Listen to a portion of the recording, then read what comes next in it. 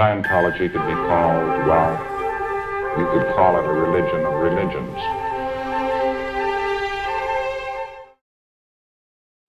Today's guest interview is with Scott Gordon, the Independent Scientologist who's in South America.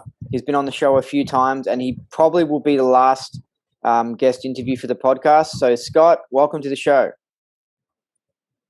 Thank you. I'm really honored to be your last guest, if that's really what you're going to do. So, cool. I mean, there's some other people I want to talk to, but I'll talk to them probably on the other podcast that I'll be doing. So yeah, I thought you'd be good because you've been on the show so many times. You'd be good to end it off if it is the last one. I got here a bunch of things to talk about, but before that, we probably want to talk about COVID, and we have to be very careful when talking about it. But I wouldn't mind finding out what's the COVID situation where you're at. Are you in Argentina? Buenos Aires, Argentina. And the irony here is that there's more compliance and hysteria in the country and the small towns around Argentina as a whole than there is in the city. And it's exactly opposite of what you find in the US and I presume in Australia as well, where you have the cities in lockdown and the farmers are out there sort of getting away with it getting away with going mask free and things like that because they're not as worried. They're more down to earth. But for some reason, it's the exact opposite here. And that's probably attributable to populism. And populism is kind of equivalent to what we have with the neo-left in the United States, where, you know, everyone's into the government handouts and government being big daddy and all that stuff. So that's the interesting situation I find myself in. Ironically, in the city, there's more of an ethos of libertarian.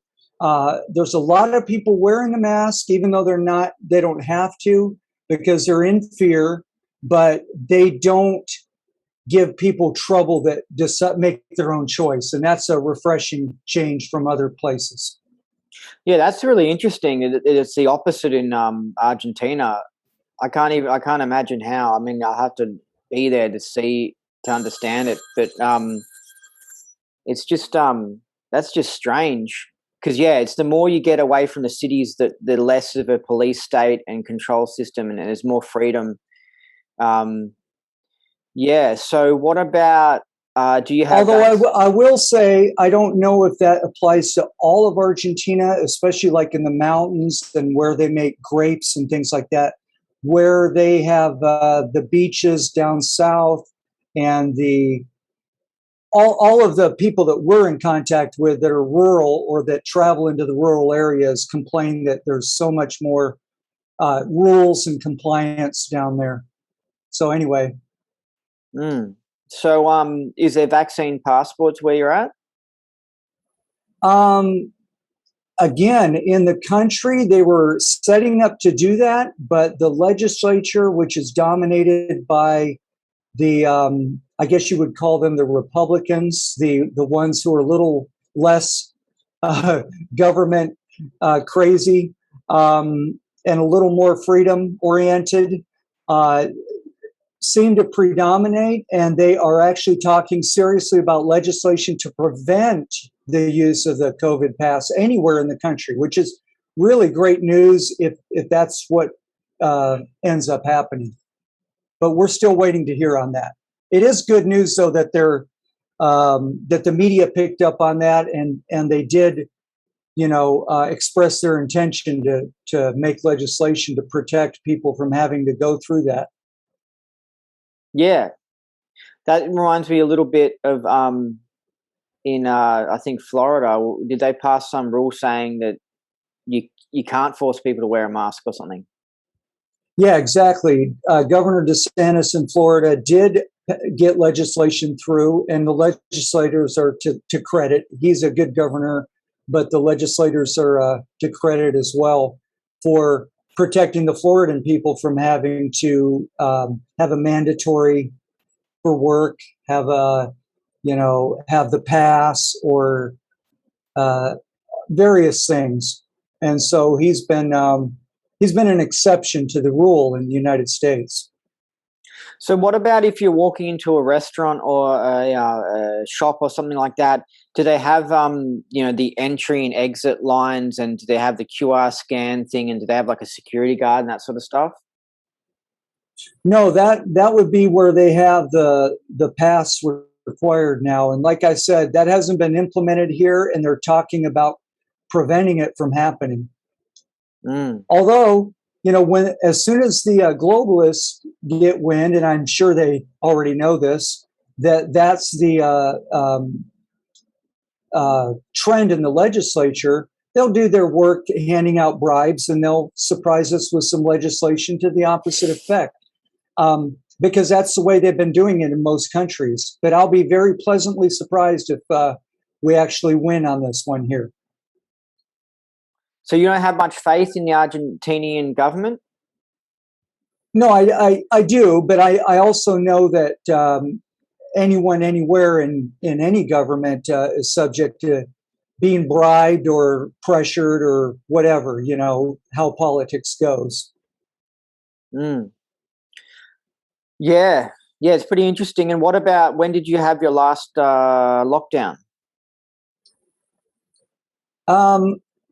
The lockdown actually lasted all of 2020 and all of 2021. It was actually not, I take that back, not all of this last year, up until around October. Around October, restrictions eased for the first time since the beginning of the lockdown. And the mask was no longer required outside. Now it's getting so free that you can kind of slip in a restaurant without walking in with that mask on. You can't do it in a grocery store. You still got to wear the mask. But a lot of restrictions have eased, but they're still there. Now, what do you define as being a lockdown? Can people do yoga? Can people go to a gym? Can people... I don't know. Yeah, I'm trying to understand what Argentina's definition of lockdown is.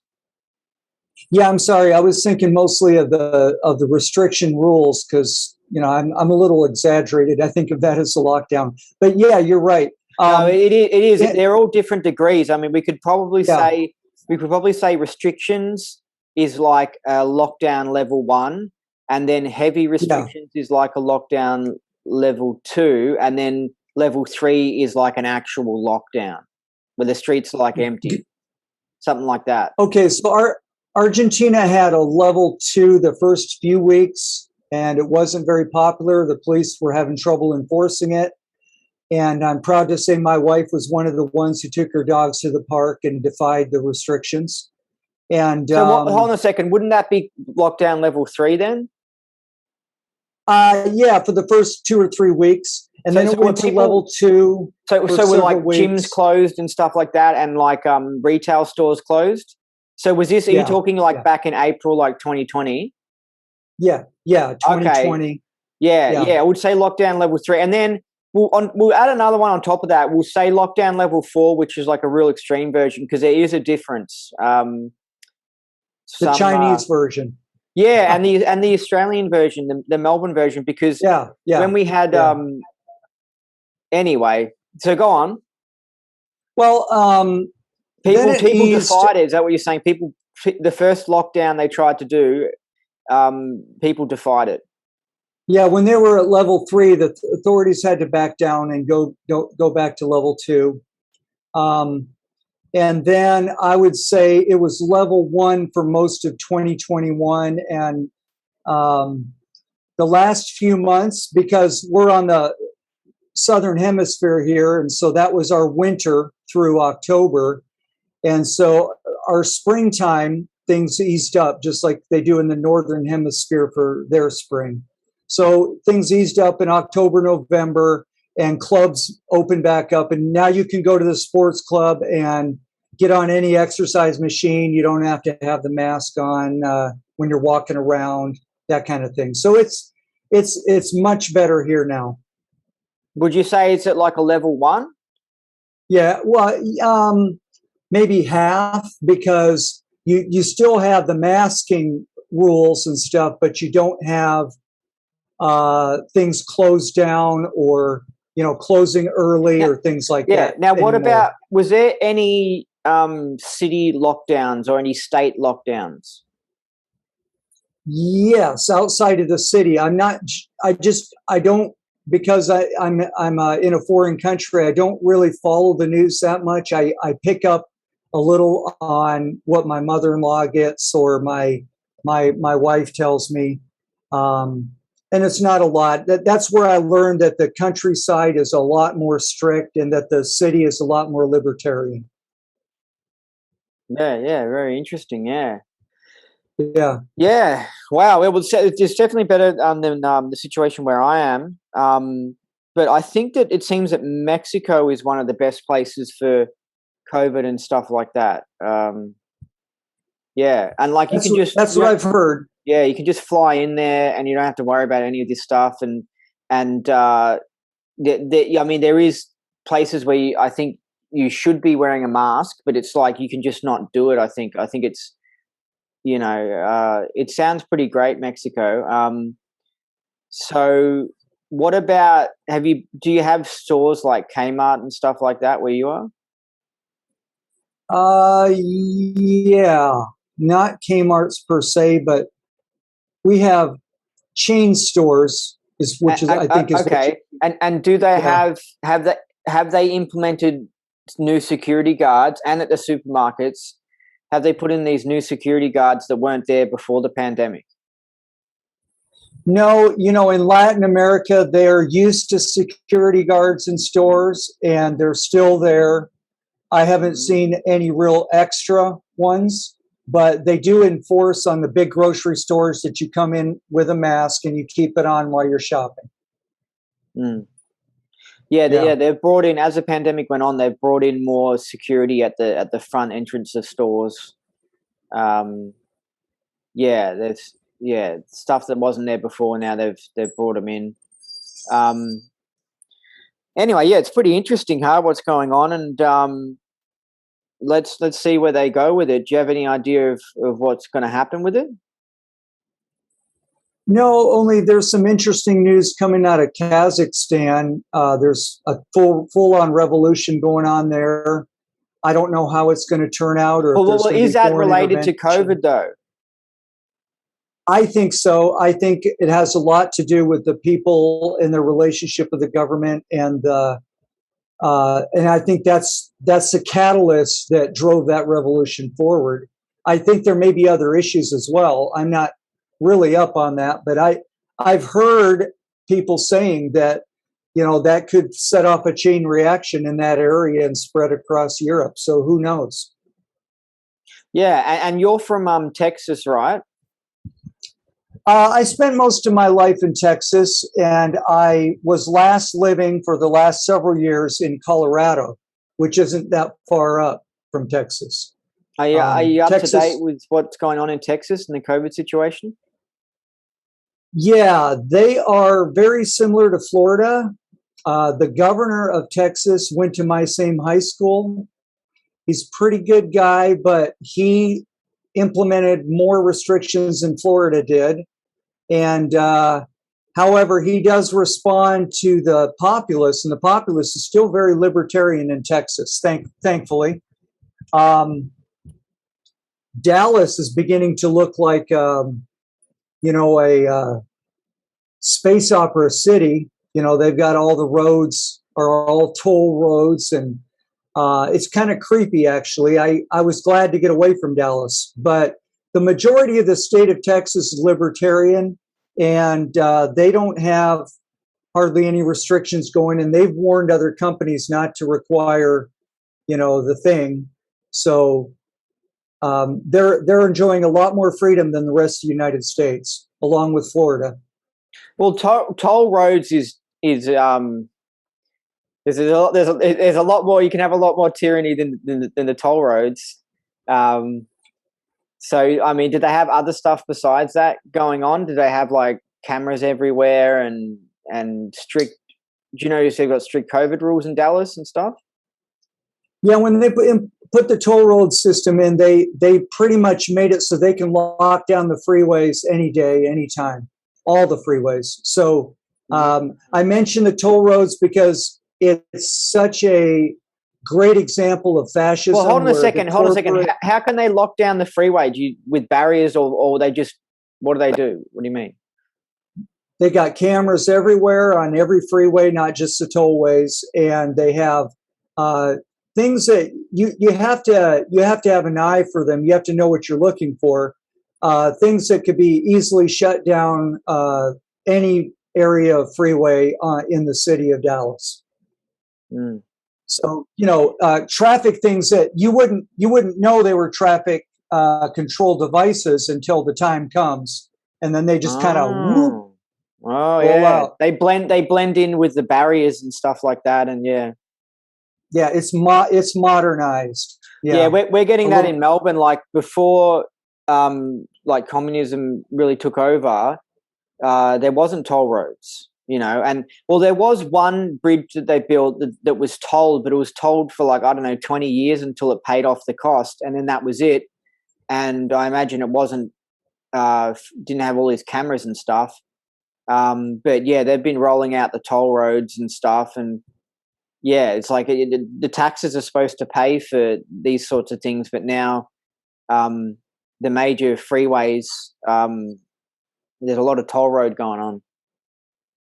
I brought that up because it's a great example of fascism and the abuses of government with the taxes. They collect more than enough road taxes to have done all those roads using gasoline tax alone.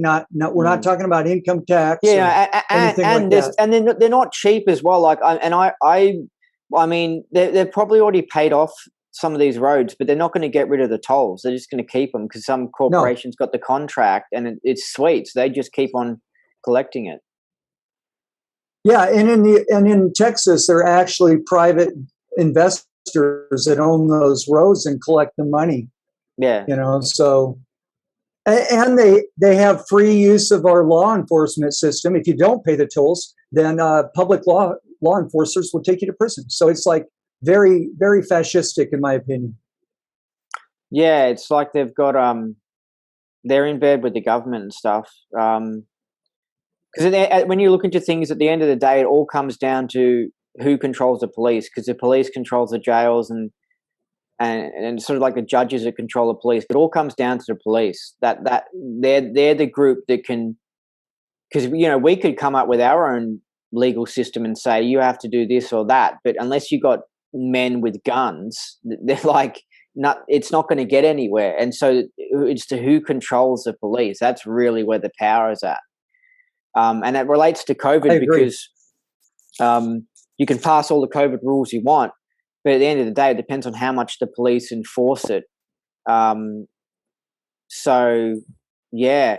What about in Argentina? Are they building quarantine camps? Not to my knowledge. No, that's the one place where I think has escaped that so far. I know they're going up have already gone up in the United States. They're called FEMA camps. They're active in Canada. They've actually opened. And hold on a second. Speaking of this FEMA camps thing, I mean, it's a pretty deep subject, but they literally built these big camps, right, that had provisions for mass graves and provisions to store bodies. That's pretty wild, huh? Yes, it is. I mean, they're just like literally death camps. Like, I mean, what is with the what are they, coffins or whatever? What is with? Did you look into the FEMA thing much? I mean, why? Like, what? How do they? What's their excuse for building a camp and then having mass coffins? Well, they give various excuses, and I'm not really up on what they're saying they need it for. They try to keep these camps as secret as they can. And so I think when you go to the PR of FEMA, it's like, it's either no comment or, well, we have to have some facilities in case of emergency kind of a thing. They don't talk about it much.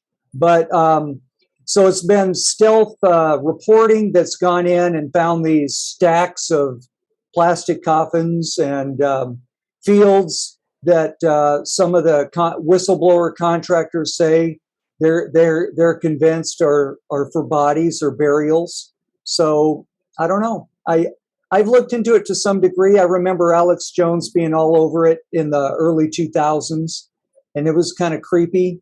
But they're still there. I mean, the things that Alex and also that other guy, Jesse Ventura, on his show Conspiracy Theory, and you can still find a lot of those on YouTube. Yeah, I think you might be able to download them for free or something like that. But I would recommend watching all of them for sure. That show was pretty good. It was a great show, and he exposed a lot of things, and a lot of things have come true in the last few years. And it's great to know what's rolling out or what they want to have roll out if we don't stop them. I still have some hope that we can stop them. Well, I mean, they can say something like, well, there could be a bug that comes about that kills a bunch of people, so we need to have coffins for it. I don't know. I mean, if I was a politician, I would just find that so shady. I would be like, okay, so suddenly there's a mass die out of people. Well, it's up to their family to dig a hole in their backyard and bury the body in the backyard. Like, why do we need to build all these big coffins? I mean, I would find it, I don't know, I guess the government need to go around and pick up the bodies of people who die from this bug while they're walking down the street or something. I don't know. I would think the whole thing's a bit strange. I would say, well, can't we just pick the body up and then chuck them into pits and then put dirt over it? Why do we need to build coffins? I mean, it's just so weird. Well, first of all, I want to point out that it seems pretty clear that they expect the people to die locally or at or in the camp. Exactly. That's what I was thinking. That's what I was thinking. I was thinking, yeah. That's what I was thinking with the camp. I was like, no, it has a vibe of like the people are going to die at this location, and that makes you wonder. Like, they go around, something happens, they collect everyone into FEMA camps, or people have to go into FEMA camps. Maybe an electrical thing, all the electricity gets fried, and people can't function. So they have to go into the camps. And then in the camps, it makes me wonder if there's like an accidental, like if there's a natural bug that somehow goes around the camp and reduces the numbers of the people in the camp, or if they're required to get injections or something like that in order to stop a bug, but then it does the opposite, and then they all just have to go into coffins. Well, it's happened before in human history, so any of those scenarios are plausible. As far as people just mass death in a community, I think that people will get together and, as you said, use backyards, front yards, whatever, parks, whatever space they need to properly. People are going to respect the dead and properly bury them. The survivors are, because that's what's always happened in human history. It's just the government, when they get into their,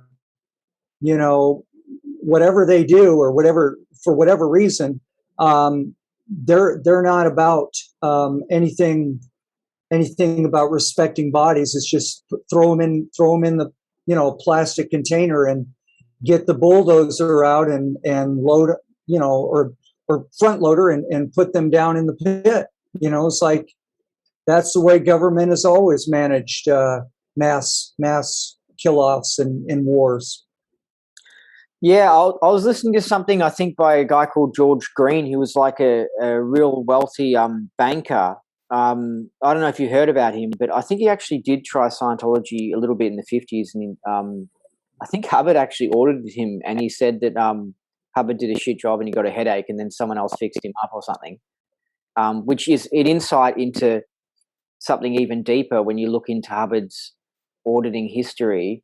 And there are many people who said he wasn't that good, and that David Mayo and other people were actually the good auditors. And that guy, John McMaster, because when you're in Scientology, you get into this whole matrix that he was just the best auditor ever, and like and then you find out the real truth, and you find out that they were auditing a lot of people and sending Hubbard data, and then they were also creating tech, and other people were creating tech, and he was just putting his name on it, and he was more of an admin guy. But that's another topic. But this George Green guy became a top banker, right? You haven't heard of him? I recognize your story about complaining about Hubbard's auditing, but I don't recognize the name. That's George Green. You're sure George Green. That's right? Yeah. Anyway, so basically, I think Project Camelot's done some interviews with him. Is an interesting guy, right? Because he basically ended up. He got in with I guess being a successful banker. Anyway, basically, he ended up. He was in the 70s. He was at some, elite meeting, I think in Aspen, Colorado. And that in this elite meeting with like prime ministers, they were literally talking about how they need to reduce the population by 90%. And back then they were talking about doing it via creating a war, and then just that the war is basically the cover story, and then just dropping, nuclear bombs on populations, nuclear bombs or neutron bombs, because neutron bombs just kill the people but preserve the landscape. And then that way they would knock off the population. And so that's how funny these elite are, because that's what they'll do. They'll start up a war, and then they'll go, "Oh, China dropped an atom bomb and killed those 500,000 people in Melbourne or whatever." And it's like, oh yeah, I'm sure it was China. Like, it's much more to the situation. Like, they always use covers to achieve what they want. They don't tell you that they were the one who were like, they wanted the population to get reduced, and they intentionally made the war as violent as possible. And it's always so that the average person goes, oh, it was the war that did it, and or it's the virus that did it. And it's like, no, who made the virus, who and all this stuff. But so I think at that point he left that group, because when they're talking about reducing the population by 90%. What happened was that he would build things, like big things, like, I don't know, like shopping malls and I guess airports, those sorts of big things. Being a banker, he would organize the financing and stuff like that. But they offered him a contract to build a FEMA camp, and back then it was called a different word. It was called like some other word, but not called. It wasn't Federal Emergency Management Camp or something like that. Maybe internment camp. Maybe internment. Yeah, actually, I think that the name of it was more direct. I think that they changed it to a more like they made it into the FEMA, which is more of a euphemism. But when they spoke to him initially, it was like, we want you to build a concentration camp. And because they do this, like in Melbourne, there's like a sort of billionaire, I think it's a billionaire guy called Lindsay Fox, and he got the contract to build the quarantine camp.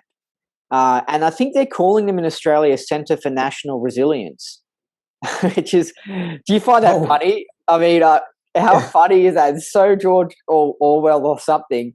But they do that. They find these big shots in certain areas, and they give them a contract to build these things. And if they're a sellout, they'll go, yeah, great, I'll build this, and they make good money. And and it's just ridiculous because this Lindsay Fox guy in Melbourne, I mean, he's a billionaire for being a trucking guy, and it's nothing to do with camps.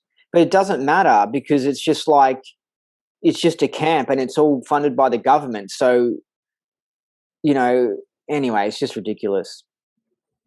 Yeah. So anyway, it was interesting because I listened to these sorts of things, years ago. And so then when COVID came around, I wasn't as shocked because I'd heard the rumors, you know what I mean?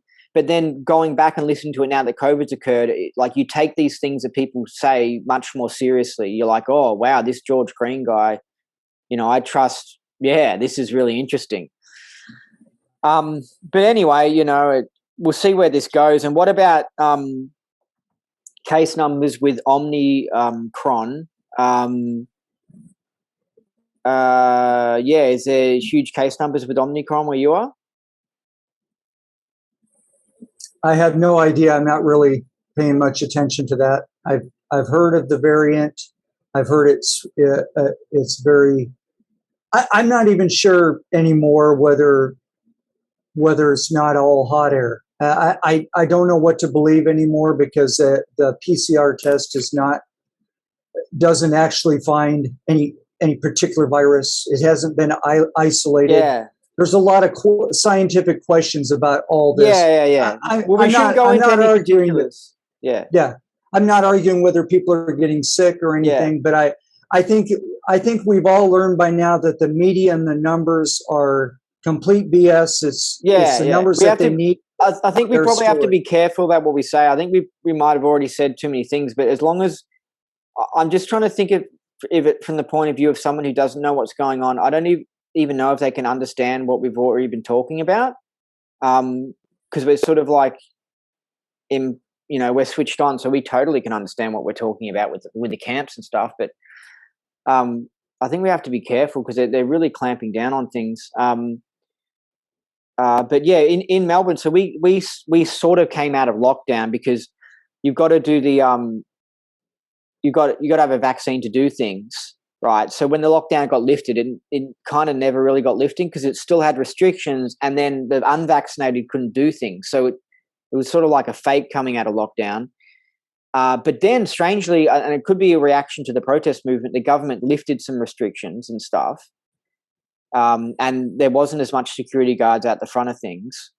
But then Omicron came, right?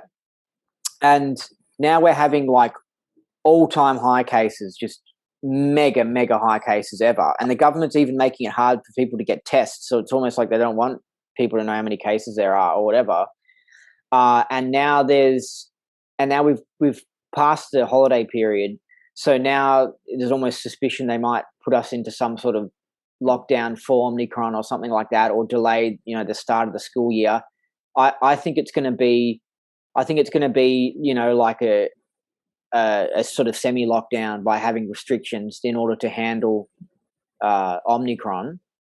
But what they're doing, it's interesting, is that they're doing actually at the moment, they're doing they're achieving a lockdown, not just by restrictions, but by having an epidemic of cases, because these cases have to isolate. So you've got a certain chunk of the population who are, who have got COVID or whatever, or who are in close contact with someone who has COVID, and they have to lock down personally. So they've created a new way of creating a lockdown, but like it's not as severe as an official lockdown, but they've created like a semi-lockdown by creating all these cases. So, some shops are closed, and there's supply chain problems, and because people are all locking down in their houses, and they did a similar thing in England a few months ago called like the ping lockdown, where it's, because the person was a close contact, they got a ping on their phone by the government, so they stayed at home. So even though they came into freedom, Boris Johnson or whatever said freedom beforehand, but then suddenly all these people have to, lock down because of the cases. So it's clever, the tactics they use in order to achieve their ends. So we'll see how this goes. But anyway, we've already started off the year at a pretty epic level. And what about to fly into Argentina? What are the rules of that? Well, I had to get a swab shoved up my nasal cavity. It was extremely painful. Really? It caused tissue damage. I still can feel it. Wow. As we say in Dianetics, I can still feel the somatic. It tore it up, and this is after I told them, please be as gentle as possible. And so I was going to say, like, you think that they would be nice about it? You think they would be nice and not like, they'll do a gentle one, but what? They're trained that they have to get right in there with the nasal swab. They are, yeah, and that's what happened to me. And I don't think I got it as deep because I flinched back.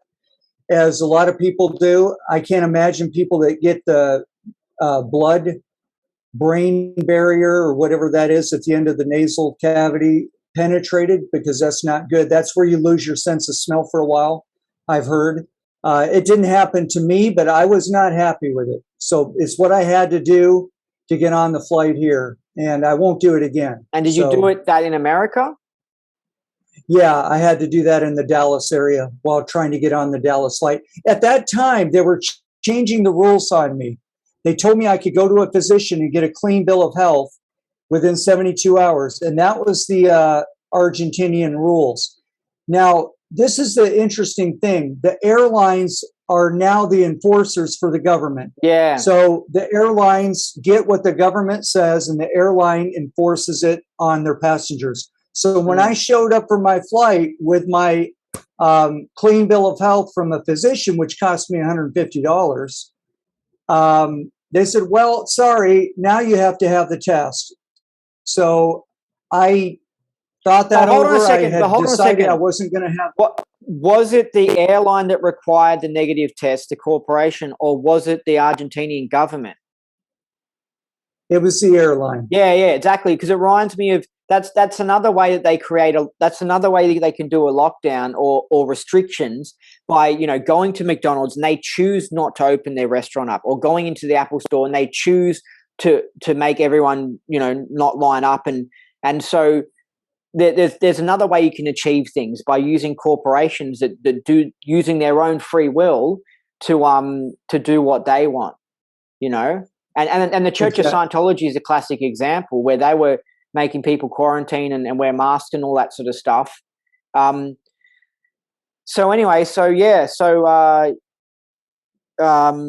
You flew in and you didn't have to quarantine or anything? No, I flew in. They didn't even ask me for my CV-19 test. They looked at my passport and the letter from the stack of letters that we had written and translated for the reason I wanted to relocate or at least travel in. And that was to see a life partner. And I was engaged to be married. So all those, didn't even hardly glance at them, just saw that they were the papers and nothing to do with the test or anything. And they waved me right in and gave me a warm welcome. So I was, there's an interesting story. When we left the airport, the very first batch of the Big V was on the truck from Russia. They had ordered the, what do you call that? The Sputnik one. Oh, really? Sputnik.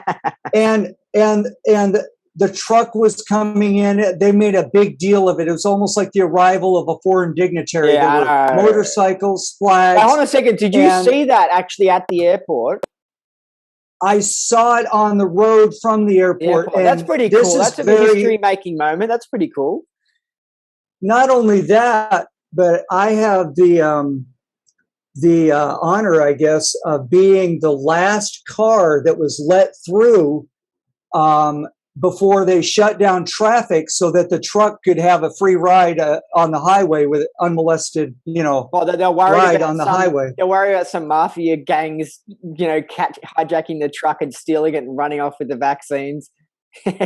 Yeah. Well, I don't know, but I think they more wanted to make a big deal of it and put it on the news and everything. And it was a big national. I remember seeing the British health guy when they announced the jab got released. You just see him do his little fake cry thing on the British news, and Piers Morgan's is like, "Oh, what's going on?" And like instead of Piers Morgan saying, "Why are you like?" Because the guy's fake cry was just ridiculous. He pretended like he was so happy the vaccine came, and he was like, "Oh, it's just amazing," and it's so ridiculous. Yeah, big show. But it was kind of neat being the last car to get into Argentina before the vaccine. So yeah, kind of symbolic for me. It's like I just beat it. Yeah, and what was that, like December or January or something? That was December 24th. It was Christmas Eve, actually. And Yeah, what that I arrived. was the airport like empty because of the pandemic? No, there was a lot of arriving flights. There were a lot of people coming through. Cool. Yeah, all right. Well, we can start talking about Scientology stuff now. I just want to get onto that, just the situation of what's going on, because it's so epic. Yeah. I wanted to talk to you about Arnie Lerma. Are you suspicious he got killed? Or what's the situation with him? There's every reason to believe there was something not right about the story about his death and the timing and circumstances.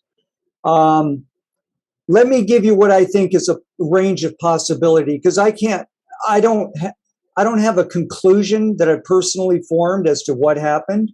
I've tried to collect as much data as possible. I even put up a website. It's been so long since I looked at it. I'm sorry, I don't have it on the top of my head. But there's a possibility. I'm convinced that the marriage he had was arranged, even if the wife, Ginger, wasn't aware of it, and as a minimum. And that was a very rocky marriage for the reason that they were both addicted to oxycodone. So whoever put them together knew that they could put these people together, because addicts are very easy to put together. So he had a problem with that, and that has been a reason for a lot of people to brush off this case and say, oh, well, Arnie was addicted to oxycodone, so therefore we can safely say that he just freaked out and did what he did. Yeah, but hold on a second. I don't know what are the effects of oxycodone? Isn't that just a painkiller? It's just a painkiller. So why would that send him crazy and go and like what exactly did he do when he went crazy, or did he go crazy, or what? See, these are the questions people are not asking, and oxycodone is. I think I wouldn't rule out the fact that oxycodone can cause some sort of psychotic break, but it's not known for that. It's not one of the major side effects. So there were a number of interesting events that have been documented that same week. He had a fight with his wife, I think either the night before or 2 nights before, and the police were called, and Arnie was outside, and he had his guns, and the cop asked him why he had the guns, and he said, I'm afraid because we've had a pretty serious fight, and I want to make sure these guns are locked up, and, and because there's been a lot of threats. So he was actually concerned for his own life, but so anyway, what can I say? The worst case is what they say happened, and that is that the worst case for Arnie, let's put it that way, that actually Arnie did have some sort of breakdown and upset, and supposedly he screamed that he felt that his wife, Ginger, was some kind of OSA agent and had betrayed him, and that there was some spontaneous anger flash that caused him to pull his gun and start shooting. And then when he realized what happened, that he shot himself. So that's kind of like the official story. Okay. How fake does that sound? Or he just accidentally shot himself? No, I didn't say accidentally. That he Well, he shot himself. You know what I mean? There was an accidental shooting with the wife. I don't know whether he intended to hit or not, but he did connect. If it's actually he who pulled the trigger, and then how once did he realized? Sorry. Oh, did they say he committed suicide?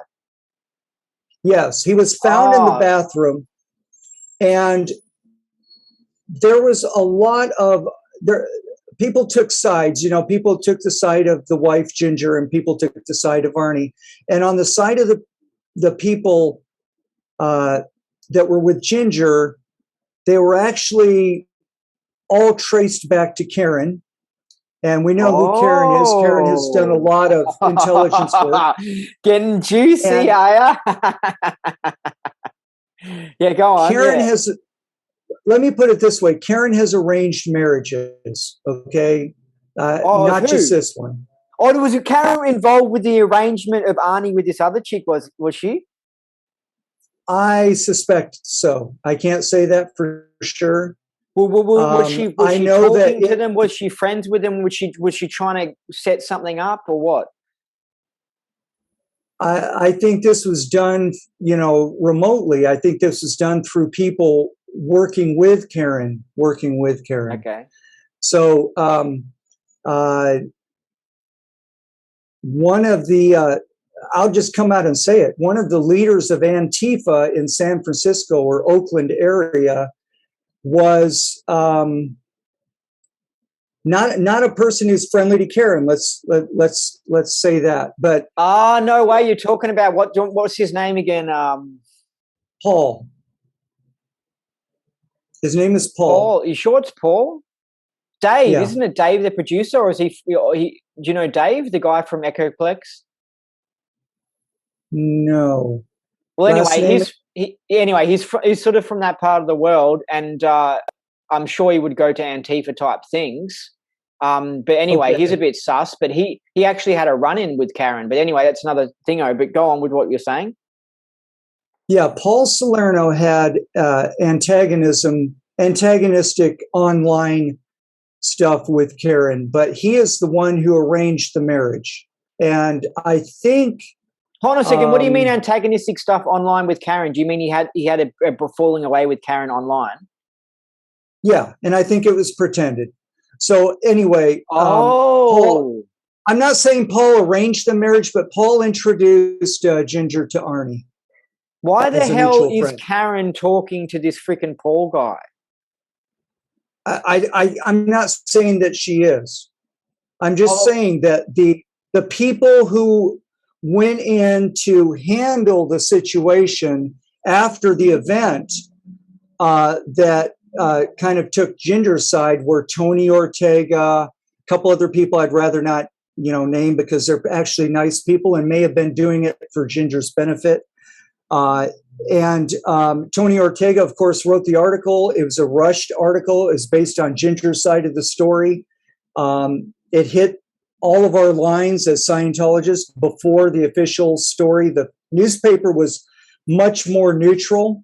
The newspaper just said what they found, whereas Tony Ortega's article was what Ginger said happened, basically.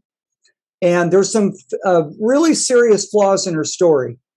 And she admits that. She's admitted that she's told 2 or 3 versions of the story, and because she was traumatized. And I want to say that could be. I'm not accusing Ginger of lying or trying to cover anything up. Can I say something, Gro? Yeah. It reeks. I mean, if there was a lot of involvement with Karen and stuff before this thing happened. Certainly afterward. I'm not saying before. Certainly before and after. If it's both, then it just reeks of it. And then what? It sounds like an operation that went wrong, and then suddenly they had to kill someone in order to cover it up.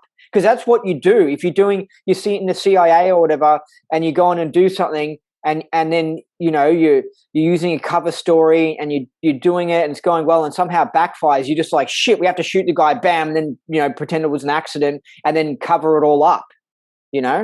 I guess like the Epstein example. I mean, Epstein got knocked off or whatever happened, and then they could control it all so that it never got found out who was really involved with Epstein. Right. So I'm going to tell you control. So it seems a bit like damage control. And how do you know? Where did Arnie say that he was suspicious that his wife was involved with OSA? Where'd you find that from? That's based on actually Tony Ortega's story, where Ginger reports that Arnie shouted, "You bitch! You are how much did OSA pay you to?" Or whatever, something like that. That's what she said he yelled when.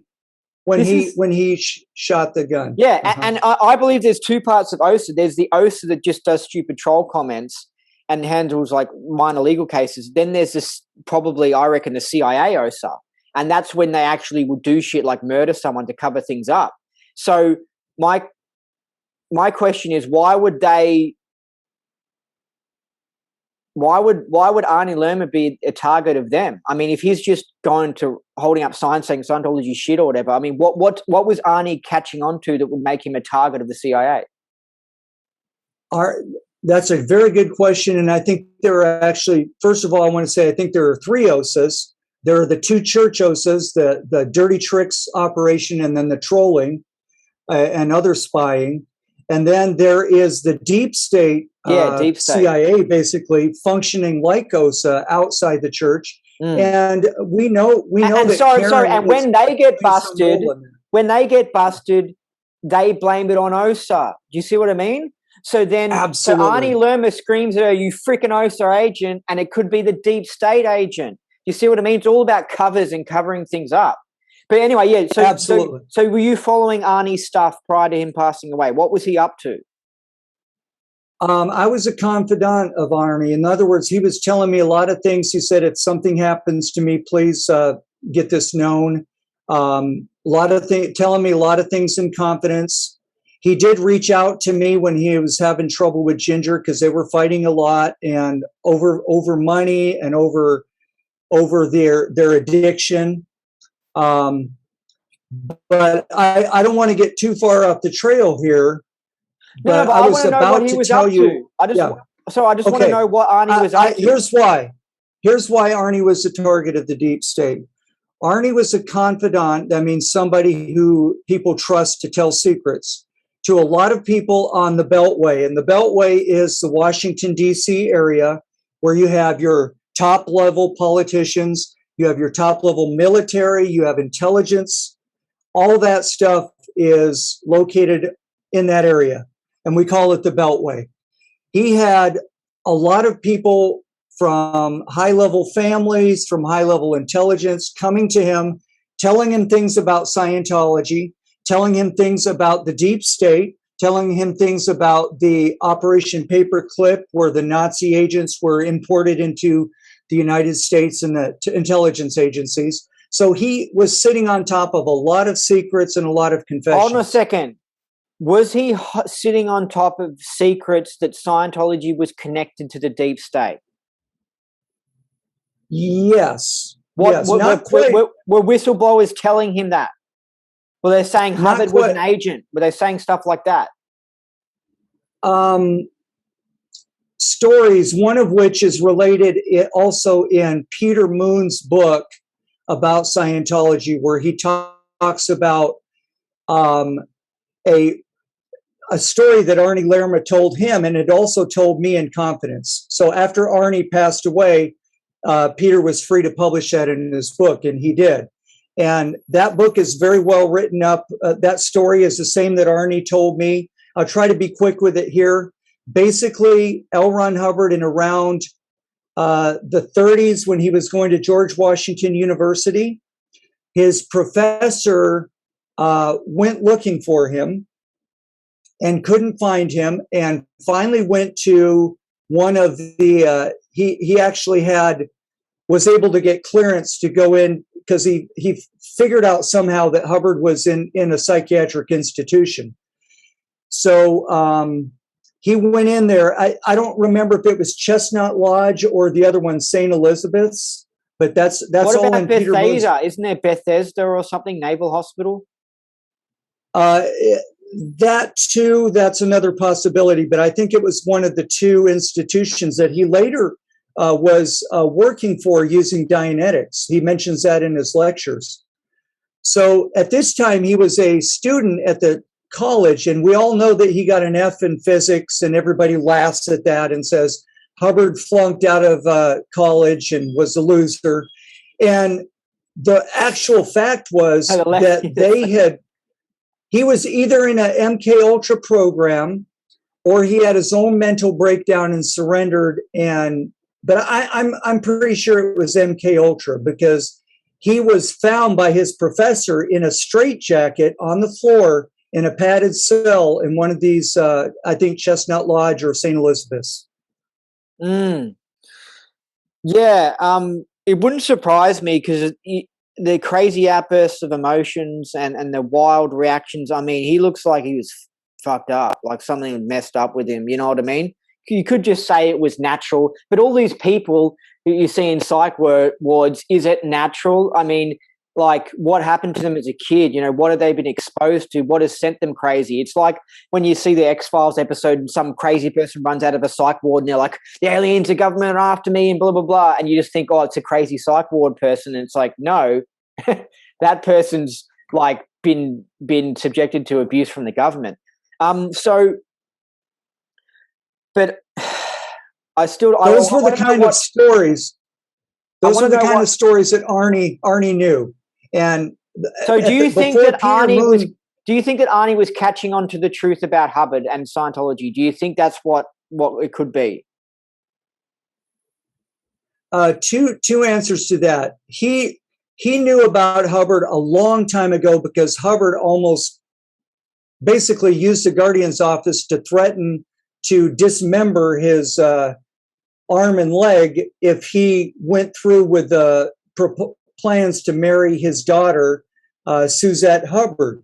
So Arnie Lerma has a real beef with L. Ron Hubbard because L. Ron Hubbard threatened him within an inch of his life, and he left the Sea Org right after that, and he called off the plans to run off and marry Suzette because they were in love at that time.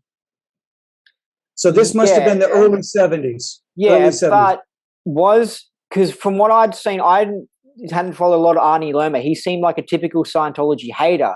But are you telling me that, I don't know, in the last year of his life, he started to piece together the story and started to actually work out that the deep state was involved with Scientology? Is that what he was catching on to? Is that the secret that they might have murdered him for? I'm not sure, on their timeline, what they felt. I think Arnie was a target for many years, and they finally got him. That's what I think. Because Arnie what was knew he about doing? What was he doing though? They let Chris Shelton, they let John Attack just go on and do their shit, bagging Scientology on YouTube, right? But what would then make them take it to the next level and go, we have to murder this guy? What was he doing? Well, we need to fill in a little bit of the backstory first, and then maybe we can figure that out. Arnie knew about the deep state from his whistleblower friends from high level in the government. Okay. Arnie knew about these connections, but he had little bits and pieces. It was when Virginia McLaury came out with her research and he read her work that Arnie started piecing the whole puzzle together more or less and started preaching that Scientology was a kind of a sociological project for the deep state to study mind control techniques in groups. We would say on the Scientology. Hold on a second. Did he tell you that? Yes. Yes. Wow. Honestly, he said this sort of stuff to you. So he broke away from the typical narrative that Karen was pushing and that John Attack loved and that Chris Shelton loved, which is that, it's just a mean cult and Hubbard was a crazy nutter and all Scientology is bad, this simplistic, retarded version of the truth. He started breaking away from that and actually becoming a conspiracy theorist and looking into these deep things and questioning things. Is that what he was doing? Exactly. Bingo. Right on the spot. And as soon as Arnie started doing that, it was several years ago, he got kicked off of ex-Scientologist message board. He got painted as a conspiracy theorist. The same old lines from OSA because he had some sideways association with some right-winger in Washington when he was working on his own. He had been in politics, kind of working in Libertarian Party. There was some connection with someone who was labeled anti-Semitic over here.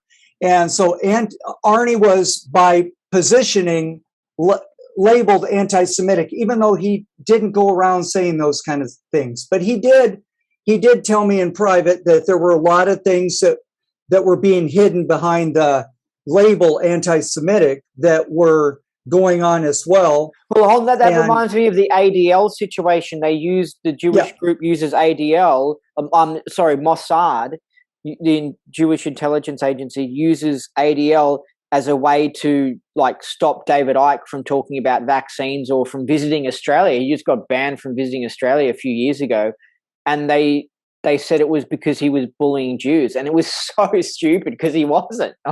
He was just ridiculous. Right.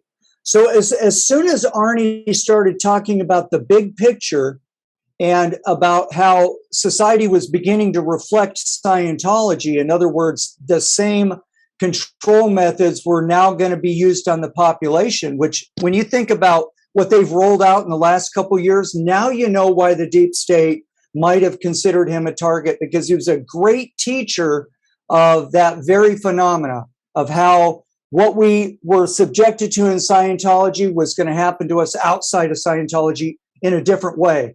And that's exactly what's happened in the last couple of years. Now, what about Arnie? There's your motive. There's your motive from the deep state. The motive is very key when you're trying to work out conspiracies, because that's more than anything. And you look at it, and because I know skeptics will be listening to this or whatever. You can't say definites. There's so many times you can't say definites, but you just look at it and you go, this makes sense. This is probably what happened. It's probably the government did 9/11. I mean, you look at it and it's just it just reeks that there was reasons to do it and stuff like that. And it's they're obsessed with, it's until they're 100% sure, they're not even going to talk about it. Well, I think that's bullshit. I think that when we're at the 85% mark of sureness, we need to start talking about it, because it might be actually what happened, and we're never going to get it to the 100% mark.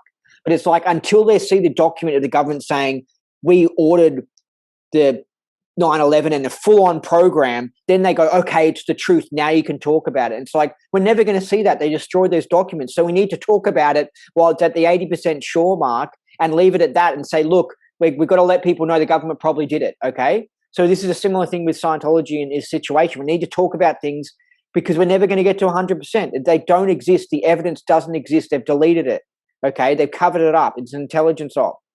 So we've got to talk about it so people don't get misled and stuff. But with Arnie, was he starting to get more popular, or was he starting to get recruits into his alternative ideas about Scientology?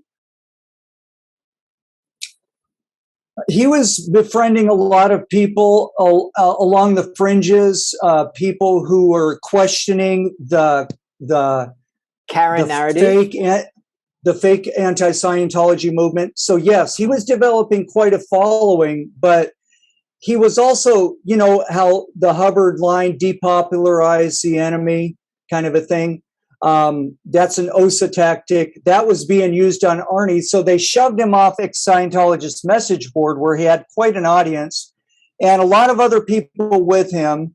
And he did start making a lot of connections, and he was connecting with Virginia. He was starting to communicate with Mike in Virginia, and they were sharing information and connecting dots together as well.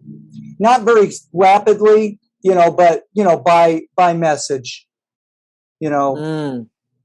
So yeah, they didn't want that to develop. I know that, and I would have been on their list as well, as someone who's helping, someone who's connected to both of them and beginning to develop these theories of, well, maybe Scientology is a lot more than they're telling us. Even the Leah Remini show version and things like that, and. Yeah, don't get me wrong. I like the fact that they exposed some of the craziness of Scientology and stuff, but then it became obvious that they were covering up the real crimes and the real deal surrounding Scientology. It's a controlled opposition, and that's why it's such a sweet little neat show, the Leah Remini thing, because it wouldn't go into wild, deep stuff like this, because it's a controlled opposition. It's making sure the opposition to Scientology think this way, and that's why I tune into it and I go, this is just some sob story, boring. Why don't you find someone more interesting to talk to?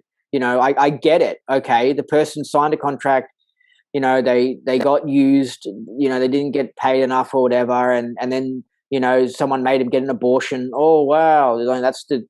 Boring. There's much more to it. And they wouldn't have unusual people on the show. And even some of the John Attack stuff's a little bit unusual. And he wasn't on the show, but I just think that he's a little bit too funky, some of the stuff he says. And so I think that they didn't have him on their show because of that as well. So it's all about controlling the opposition, It's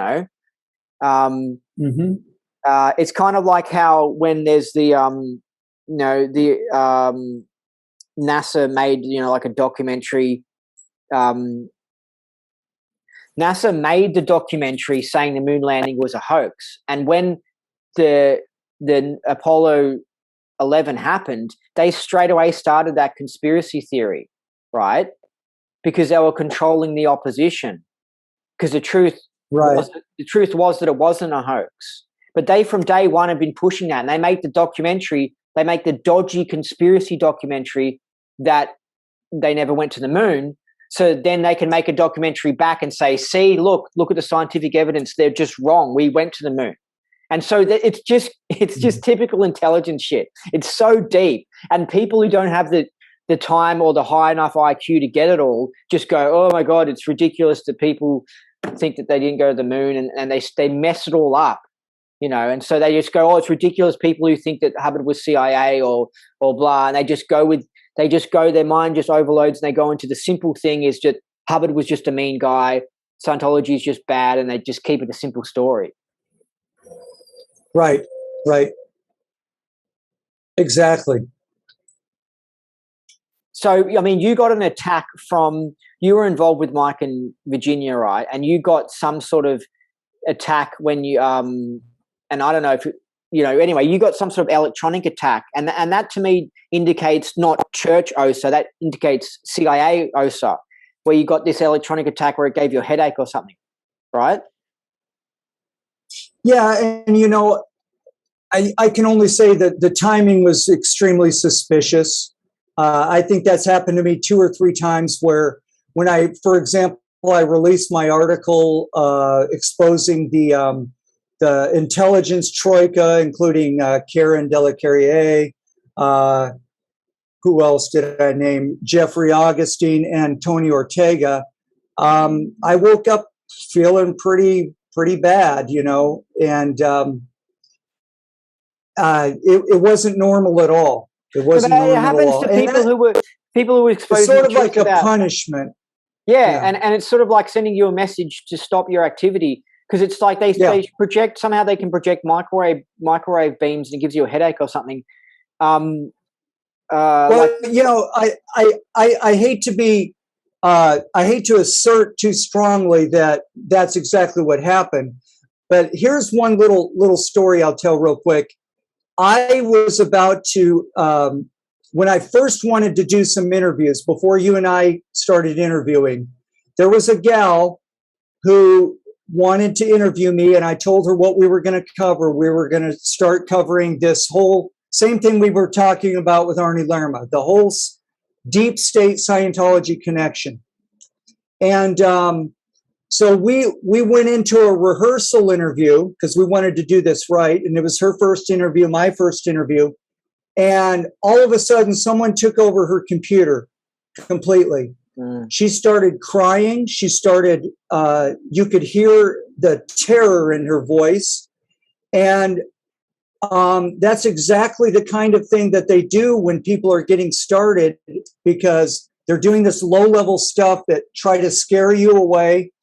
And that completely ruined her, purpose to get started on that whole thing with me. And she had to bow out because she was terrified.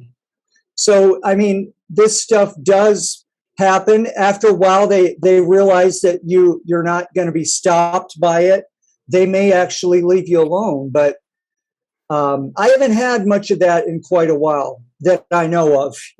Maybe some attempts that I didn't even notice. But I've been okay down here. I live in a sea of Wi-Fi, so I know they got plenty of Wi-Fi to do the kind of things they want. But for whatever reason, I haven't been a target lately. Yeah, well, I think you got the headache thing as well when you did the releasing of the OSA course. The OSA documents, that happened there too, both times. It's kind of a strange coincidence that both nights I woke up with a terrifying headache and sick all day, and just felt attacked electronically. Have you heard of the conspiracy theorist Max Egan from Australia? Yeah, Max Egan's a great guy. Yeah, he's cool. He made it out of Australia to Mexico. Yeah, yeah. We have I have several connections in the freedom, truth, justice movement that I'm working with, and we call it the inner work. And I'm trying to make my whole project in Free Scientology is to make a generic Scientology that's non-religious, that freedom workers can, or freedom activists can sort of get some of the benefits of Scientology auditing without having to join a cult or, even outside the church kind of a cult. So in that course of my work, I've met a lot of guys who know Max personally. I don't know Max personally, but I know he made it to Mexico, and I really am keen on what he has to say. You can follow his Telegram. He's got a Telegram channel, Crow House. He's awesome. But yeah, when he started to catch on to the operation of the government starting the bushfires here in Australia just before COVID, because there was that so-called Australia was burning down. He got an energy attack, and it seemed like a more severe version of the one that you got. It was actually an implant. He got an implant from the government, like possibly from Mossad or something, because he sometimes criticizes Israel, and he just. Anyway, but he got what Hubbard talks about. He got an implant. Like, they projected flat Earth ideas into his mind, and they tried to change his opinion so that he would start talking about flat Earth and that I don't know, start talking about God or something, and then he would appear to be really silly so that people wouldn't follow his ideas about the government starting bushfires. So the technology. Yeah, that happened when he was flying home. Yeah. No, I heard it happened when it was at about midnight. Unless it happened to him twice. I think it happened to him twice because when he flew home from the United States after the conferences in Philadelphia that were just loaded with, I shouldn't say loaded, but. You're talking about Hubbard or Max Egan. You're talking about Hubbard or Max Egan. No, I'm talking about Max Egan. Max Egan was speaking at the Philadelphia conference that we had, not the Philadelphia lectures. That's what I was thinking, because you said Philadelphia. Yeah. The Philadelphia conference we had in September 2019, and I got up and I made a speech for a while on an open mic about the connection between the deep state and Scientology. So that set a lot of things in motion for me too. So it was very strange. So what did he mention? What happened to him this time that he got the implants? What did he get? Because I heard the story of the other one, and that was about them trying to. It seemed like they were trying to pump him with ideas about flat Earth and send him a bit nutty. What did he tell you? What happened this time? I don't remember exactly, but I do remember we were up in arms over Max talking about flat Earth and saying that was plausible or possible. And I think he had just taken that flight, and he talks about how his mind was messed with at that time as well. So I think the second time he caught on to what actually they were saying to him, and he heard, maybe picked up on the actual wordings of these implants. And picked up that it was all about flat Earth, because I think maybe the first time it was somewhat unconscious because he seemed in confusion about it at the time. It didn't work. In case anyone's wondering, when he got this implant from the government, it did not work the full way it's supposed to, and he was half aware that something weird was going on, and he thought the government did something to fuck with his mind, and it literally backfired, which is so interesting. Yeah. It's just so exciting because we know they've got this technology, and it's like, wow, Yeah, I was actually ashamed that I jumped to conclusions and kind of, we call it dogpiling when people say, hey, people jump on you online.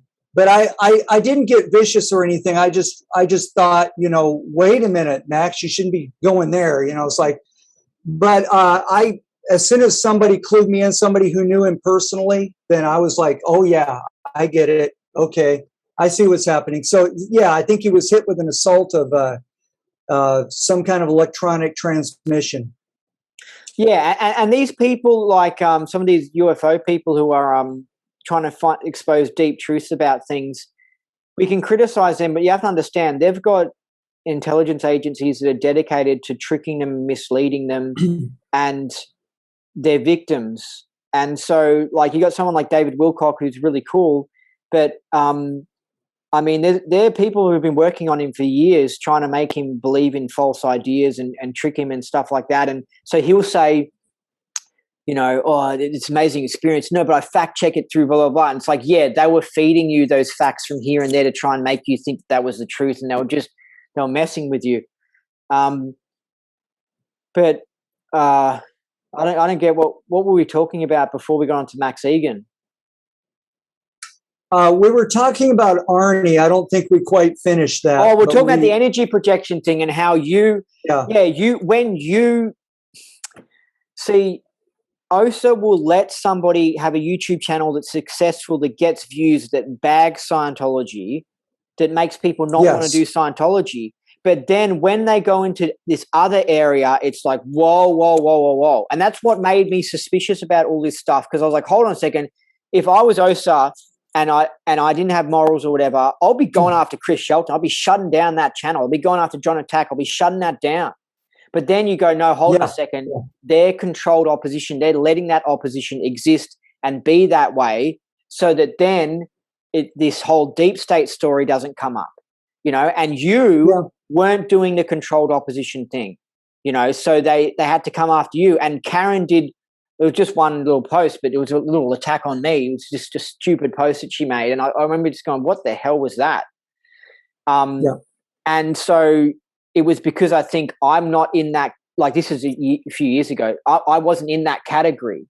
I wasn't towing the line, And then you've got the guy Stephen Mango, and he did a video exposing the truth about Karen, and then he disappeared. Like as in like he just went, I think, quiet or something, and he just couldn't. Do you know much about that, the Stephen Mango thing?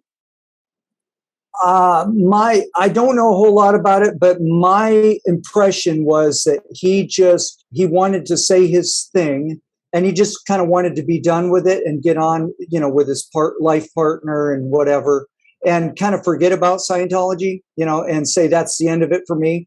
I'm glad he did what he did. He blew the whistle before he left, and I don't think he was like set to become any major whistleblower after that. He had already blown the whistle on Marty. I don't, see Marty as a problem, but he had actually been with Marty at the filming of one of those Scientology expose films. Yeah. And had blown the whistle on Marty's behavior. I guess Marty was a little aggressive on some things. And, but the thing with Stephen, I think he overdid it, but I'm glad that he exposed Karen. He basically my favorite part was he says, I walked by and there's this room full of computers, and each computer is logged into a different, social media or YouTube or whatever, and they're just gathering intelligence. Yeah, it's an intelligence op. The Stephen Mango thing was so good.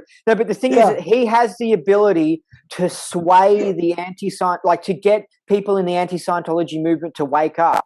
So from Karen's point of view, that was a major flap, because she's very likely to be an agent in case anyone's listening. I mean, that's what we're talking about, Karen being an agent for the deep state, CIA, or the Department of Defense, or one of those ones. But from her point of view, it was like, oh shit, this guy who we were grooming for years, this Steve guy, and making him a part of the typical anti-Scientology narrative, suddenly he's starting to say things that are starting to expose me. And if he has more of a reach, then more people would leave the anti-Scientology cult, that controlled narrative, and more people would wake up to my operation. So I think she had to silence him, and I don't know what she did, but I think that if he wants to go on, I mean, I know I asked him to go on my podcast, and he didn't respond, but if someone else wants to have him on their podcast, he'll say no. I bet you, because he's been snuffed out now. He's been snuffed out, Steve Mango, but he knows what's going on. I think he's suspicious of what's going on. But it's just it's just so interesting. Because I spoke to someone else who has a thingo near San Francisco called Echoplex Media, and I don't think he could get Steve on as a guest. And my instant reaction was, yeah, of course, because Karen silenced him and told him to shut up. And so now I wouldn't be surprised if we don't get anything more out of Steve ever. Yeah, and there could have been a payout, or there could have been just an agreement with his partner. Look, let's stay away from the Scientology stuff, and I understand that. And he's welcome to retreat. See, he didn't have as much stake in the game as you and I. We were on. I don't know if you were on staff, but I was on staff for 16 years, and hung around another couple years in the org before I was declared, knowing that things were messed up. And kind of flying under the radar, wanting to stay married because I had a great wife at the time in Costa Rica, and she wanted to stay in the org and stay in Scientology. And so I was, trying to hang on, and it came to the point where I couldn't anymore. And I had these knowledge reports written on me, and I could no longer fly under the radar. They caught me and they declared me. But I did some good things while I was under the radar. I was able to talk to a lot of people in the org, as well as let a lot of people know out of the org what was going on. Yeah. So I guess I think probably one of the questions I had here was about Karen. Was she an agent? That sort of stuff. It appears that she is some sort of agent. What was Karen de la Clariere actively attacking the McClarys? And in case anyone's wondering who Karen is a former Scientologist. This is a story behind Karen. She's a former Scientologist, and she's a part of the anti-Scientology movement. But we're suspicious that there's more to it, and she's connected with the government, and she's controlling the anti-Scientology movement to make sure it never really finds out about Hubbard's government connections and the deep state connections. So that's why she's so interesting, and she appears to be running an intelligence operation from her house. And Stephen Mango exposed it because he said he'd been to her house, and he said what he saw at the house and stuff like that.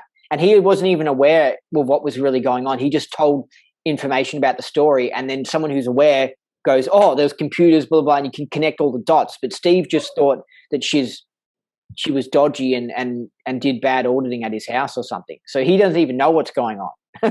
So it's all so complex. But what was I going to say? Yeah. So what was Karen doing with this attacking of what was she doing? Virginia. Yeah, exactly. Like what was going on with that? Because why would an anti-Scientology person care about Virginia and why would she care about some conspiracy theorist? Exactly. And Virginia's exposing basically Hubbard's background as an intelligence agent. Her husband, Mike, actually wrote a really good book about that. And she just added to the research by finding some really good stuff and made some articles on their website. And she was, she's always been the number one target of David Miscavige because she was the whistleblower on the 6-month checks on the OTs. And a lot of OTs got that information and left the church back around 2000. And it was a huge flap for David Miscavige. He never forgave her. She stayed his number one target, and they lost their home finally in 2019. They lost their home to a horrible kangaroo court. I don't know a better word for it. And she has been a target of Karen as well. So in Karen's sites, you were not allowed to share the McLaury research at all. It was you got kicked out or you got jumped on, or and the same thing happened on ex-Scientologist message board. So there was a lot of controlled opposition infiltration where they kicked out Arnie and they kicked out Virginia and Mike so that they didn't have a voice in the anti-Scientology field. So all you were getting was a controlled opposition. Hubbard was bad. He was a clown. Chris Shelton. That is evil. Just all Chris Shelton. Just pure. There's like no really conspiracies or anything. It's just this clean, neat little picture of the world. And Hubbard was bad, and the church was bullies and mean, and that's the Scientology. Oh, Scientology is bad, and that's what it is. It's this simplistic thing. Because Chris Shelton couldn't understand a conspiracy or spot a CIA operation if it spanked him on the ass. Like, he just has no idea what's going on in the world. He's so divorced from reality. He just has this simple, neat little picture of things. And I think that if he found out the truth, it would scare the pants off him. Like, I imagine he totally believes in COVID. I was wondering, did you want to say anything about why this is your last show, or what your opinion is on Scientology, and maybe have a discussion about what's good and what's bad in it and what we can salvage or something like that? I was just a suggestion. We can do whatever you want, but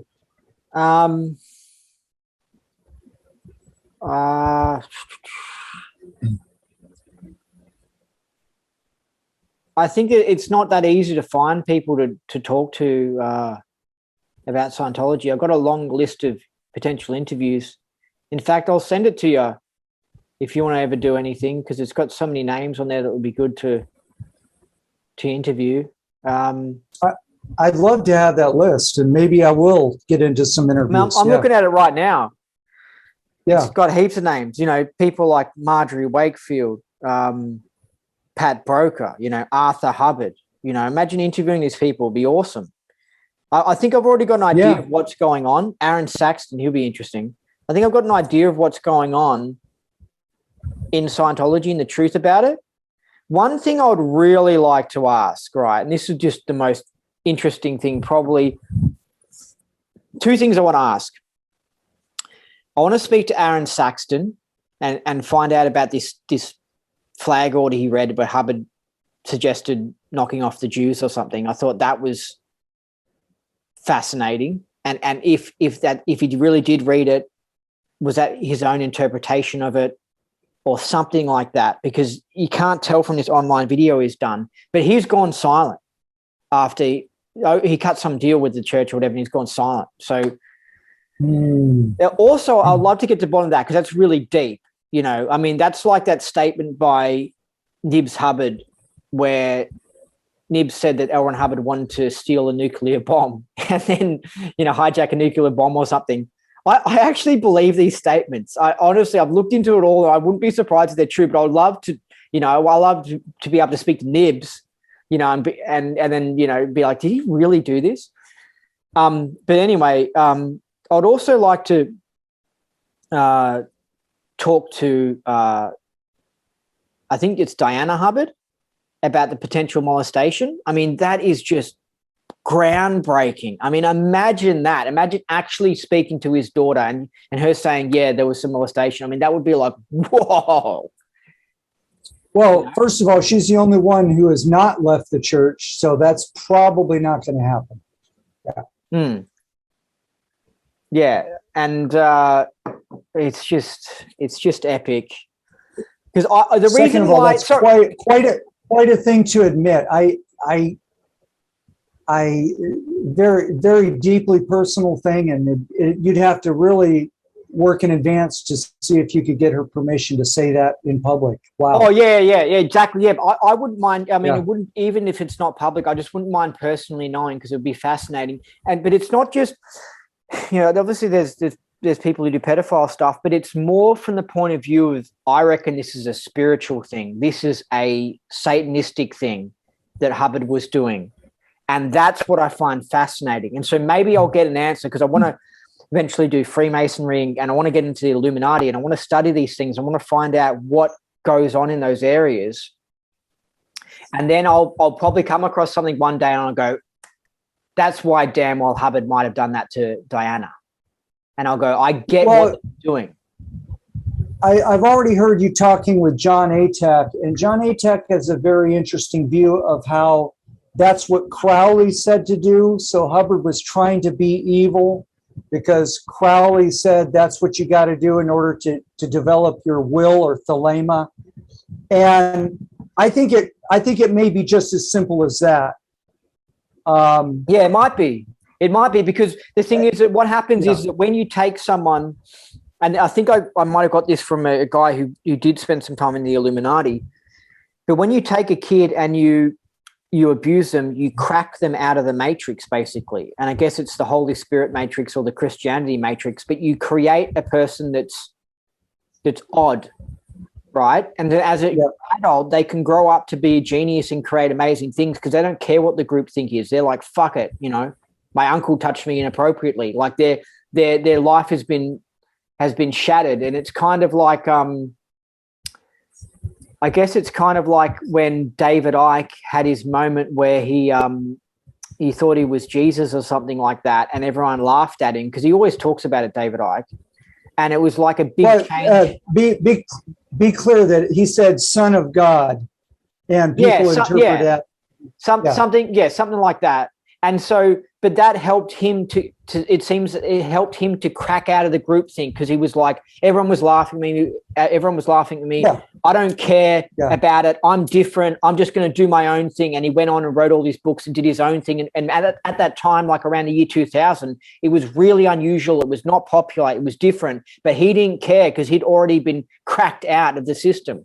So if you take a kid, you molest them, they get cracked out of the system because they're like, my life is like, what do I care? My life wasn't this perfect picture. So this is why if you take a kid and you have a perfect normal suburban upbringing in a family with 3 kids, everything's sweet, they're unlikely to ever achieve anything great. Even though you give them a good upbringing and all that stuff, they might, become a manager and maybe they might get into music and write like a nice song, but they never become these true geniuses because they're too perfect. They're all they're not willing to go out of their comfort zone because their life hasn't become shit or messed up or something like that. And it reminds me of COVID, because COVID has really, in Melbourne, for example, it's taken people and it's smacked them in the face. It's abused them. It's raped them. It's molested them. And it's made them go, fuck this shit, I'm leaving. Or I'm like, with me, I'm leaving, or it's like saying, stuff this, I'm going to go and do something wild. It pushes you out of that, but when you've got a city like Sydney, where they haven't been as abused like in Melbourne, it hasn't made them want to leave home, and do something unusual. So anyway, that's one of the arguments for why you abuse a kid, because you crack them out of the matrix. Well, you are talking about the secret of the satanic bloodline families that have been controlling this planet for thousands of years, using that technology, and they use it in their own family to create a genius or kind of a thing. It's the use of trauma is what you're talking about. And and in Scientology, we would call that exteriorization. And Hubbard talked a lot about that in Dianetics, but no one's ever made the connection that this exteriorization from trauma is similar to the exteriorization on LSD. It's similar to the exteriorization we get in Scientology when we have big wins in auditing, although that is done smoothly and can be stabilized as a win, and it's a positive exteriorization. What you're talking about is a forcible negative exteriorization, same thing, where you're exteriorized from maybe a dynamic or the body or the matrix. The group. Right? Or the group. Dynamic, yeah, the group think or the matrix is the group. I mean, the third dynamic is a matrix. So you're talking about the use of trauma to exteriorize someone, and that can go one of two ways. It can either make an incredible genius, or a criminal. It goes the other way; they become a criminal. Or the other way, an extreme criminal. Now, I think that vaccine damage accomplishes a similar thing and creates these autistics and other Asperger's is a mild case of a very high intelligence autism that I think comes from vaccine damage. And that is a trauma enforced on an infant. And it's not just the prick of the needle. I'm not saying it's a pain trauma, but it's the injection of foreign toxins that pushes the being sort of out of their body, if you get what I'm saying. It's a very interesting form of exteriorization that a lot of people live with all their lives and think it's normal. I think for me, now that I know the symptoms and everything, I had massive ear infections all my childhood. I think I was vaccine damaged, not strongly, but mildly. I think I had a mild case of Asperger's where I individuated from groups. And it wasn't until Scientology that I got auditing and learned the communication formula that I actually connected in with people, because I had been disconnected. I had also tried LSD and gone exterior that way as well. So I was kind of like a space cadet. I didn't have a grip on my life. And Scientology actually helped me like reach and withdraw into the physical universe and become, able to manage my condition. So I had a positive experience with that kind of forced exteriorization in the end, because I did a lot of work on INT in my auditing, and I did a lot of work on the drug rundown and resolved some of that LSD restimulation as well. So I think there's a lot that Scientology has to offer in the tech for correcting a lot of these conditions that we're talking about. But I think you're spot on. You're down to how this planet is controlled. It's controlled through bullying, and bullying restimulates the trauma. And the fundamental of the whole, planetary control is trauma. They use trauma to be able to program on the other levels, such as television, movies, music, other forms are riding on top. Just like we studied in Dianetics, these are locks on the deep engrams, which are the traumas that they use to set up a being to be programmed. And that's what they do in the MK Ultra program, or for satanic ritual abuse programming, which is where they got MK Ultra from. Yeah, but with this tactic, it can be used in a good way because it can crack you out of that mindset. And you can see it in people who have had comfortable suburban upbringings. They're never going to achieve anything brilliant or great or anything because it's too much of a leap for them. Their lives have been nice and normal and simple, and okay, so the government says wear a mask, or okay, get a jab, so get a jab, and they haven't had the trauma. But then you probably come across a family where it hasn't been ideal and someone's had some trauma or something. They're more likely to say, fuck this shit, I'm not getting the jab. Like you break out of the matrix. They're more willing to do unusual things. And so sometimes it does create a criminal or like a sex pervert, but then other times it creates someone who does genius things. And if you look at a lot of the geniuses in history, you'll find that they've got like a death in the family or something bad that went on, and it contributed them to being a better person. Now, what about this idea about Hubbard being molested by Commander Thompson? Why would you think that? I might have mentioned there was a suspicion that, in the culture of the secret culture of the U.S. Navy, and the Navy's going way back to the earliest British Navy, there was a whole lot of abuse, okay? And we know that Commander Snake Thompson, and Virginia uncovered this, was a naval intelligence officer. I saw somebody post that suspicion on ex-Scientologist message board, and it sort of resonated with me as a strong possibility that Hubbard may have been abused, but there's also the possibility he was abused much younger than that, and that Thompson was like the good cop after the bad abuser and was teaching him about the mind, about Freud. They seem to have had a friendly relationship. There's no reason to infer that there was anything sexual. However, the possibility can't be ruled out. I mean, it's there because that was Navy culture. There are things about Navy culture that I can't say on this program because it's just too blatant. But you can go on even things like Wikipedia, and if you fish around for a while about what they did out on the high seas, it'll make you throw up. It's horrible. What do you mean? Like what? Can you give me an idea? Well, homosexual rapes were very common, and there was actually a person designated to be the person to receive it, and that was the lowest on the totem pole, and that was what they did on the ship, and a lot of people participated, not everybody. I had an uncle in the Navy. I have no clue whether that's carried on to the modern day.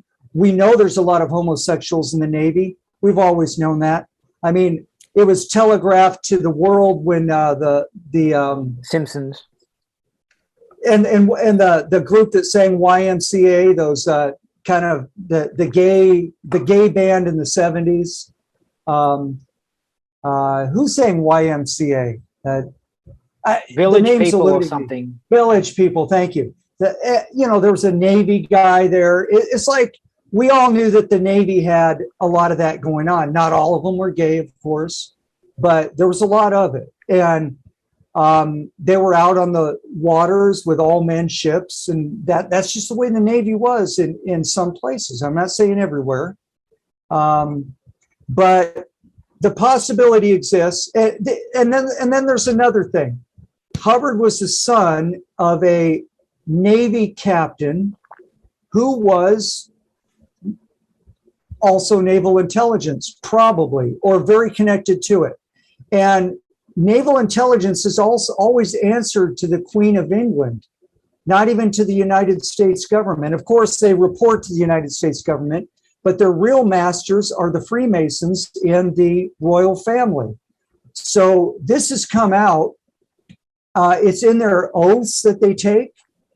And also the book written by Bill Cooper called Behold a Pale Horse. He states that all naval intelligence had to have some membership in the Freemasons. And so there's always been a tradition of offering up your firstborn, whether you're in the fanatic Catholics or in the fanatic Freemasons. And Hubbard, Hubbard's father, Hubbard was the firstborn, and he was obviously, I wouldn't say so obviously, they tried to keep it a secret, but they've uncovered so much about Hubbard's deep connection to, getting trained by naval intelligence officers in China, by Snake Thompson when he was 12 years old on the ship, getting introduced to Crowley when he was 16. All these things add up to these clues that Hubbard was part of a secret society and a grooming to become a top-notch intelligence officer. They already knew his IQ was out the roof. Hubbard used to downplay his IQ and say, I'm not any smarter than the rest of you, but I believe it was probably around 150. Not that he didn't do and say stupid things and act stupid, but that could have been an act, and that could have also been, he told us what's behind stupidity, overts, and he had plenty of overts on Scientologists, and he said and did stupid things, but he was also extremely brilliant. And those are the things that Chris Shelton can never give him credit for, right? That Hubbard had some brilliance and some incredible brilliance, actually, that is worth, picking some of the diamonds out of the rubble.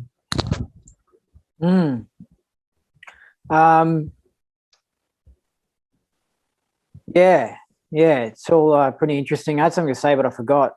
So the bottom line is, I think Hubbard was traumatized as a kid, somehow, somewhere. We don't know how, we don't know where, but set up to receive MK Ultra programming. He was kidnapped when he was in George Washington University, or he turned himself in, or whatever. They made him a subject of mind control experimentation. They already had him groomed to become an intelligence officer. This is a great way of controlling him. He's a perfect, the Manchurian candidate, where he goes in and he starts a cult, and he accents, and he wrote down how much he hated implanters.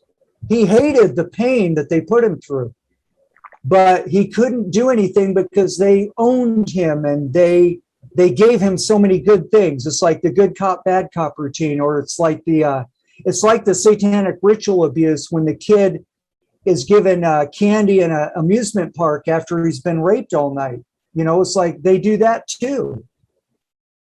They yo-yo between these extremes of extreme pleasure and extreme adulation and adoration and extreme abuse. Yeah, that's a trauma how technique. Mind control. Yeah. What about John Attacker said some stuff about Hubbard's real last name or Hubbard's real heritage, and he made out that Hubbard wasn't even really a Hubbard. And so do you know much about Hubbard's personal life and his family and his background? Well, I know about that background of the name. And his son, ironically, his son became DeWolf, and DeWolf was the maternal name. It was taking the name from the mother rather than Hubbard's father. Yeah, but did Hubbard's father have a different name? Yeah, okay. I'm trying to remember what the original name was, because Hubbard's father was, I think, abandoned at birth and adopted, but they knew his family name. And that family was traced by these people at Project Camelot, and I'm not sure how much I can depend on them, but they basically said he came from a line of druids and that there was kind of magic in the blood kind of a thing.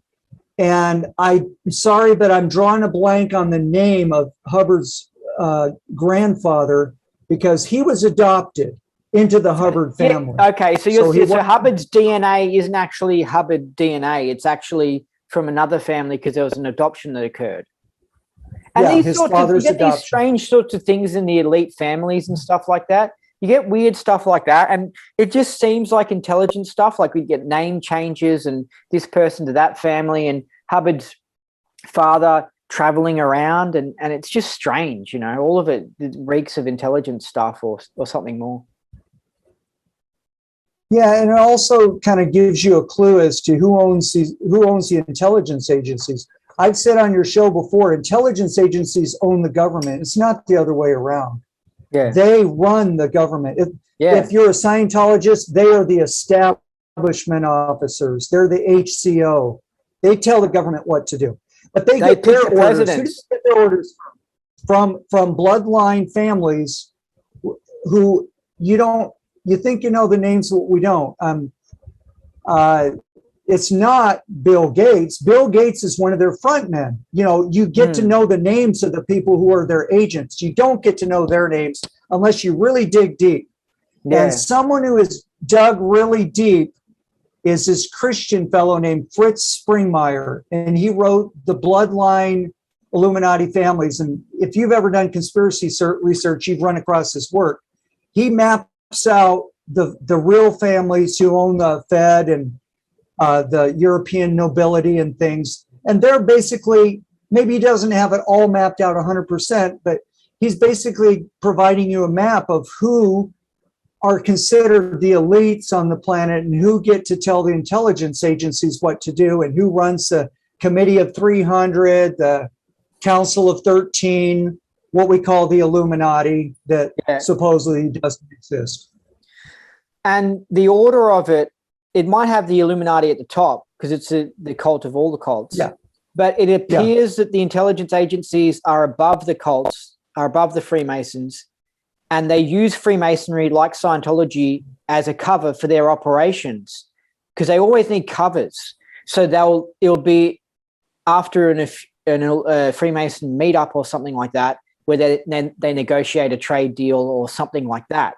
So it's a tool of them in order to network and stuff like that. And that's where Scientology comes into it, because it's like a modern version of Freemasonry or something, because it's a tool that they can use to cover themselves. So, yeah. Yeah, that's a pretty good assessment. I would also offer up the possibility that the Freemasons themselves have always been the CIA of planet Earth, and that intelligence agencies are established by them. And I wouldn't leave out the Jesuits as well, you know, in all this. They're very closely connected. They're very closely connected. But from what I've seen, the CIA doesn't exist. It's a secret group. It's all about we don't even exist, right? But Freemasonry is like we exist. Okay, we've got it. We're charity. You know, we actually exist. It seems like, you know. And Scientology Freemasonry says we exist, here's our buildings, but you can't know what we do or talk about. So, yeah, in a way they exist and in a way they don't. You don't know what they're doing.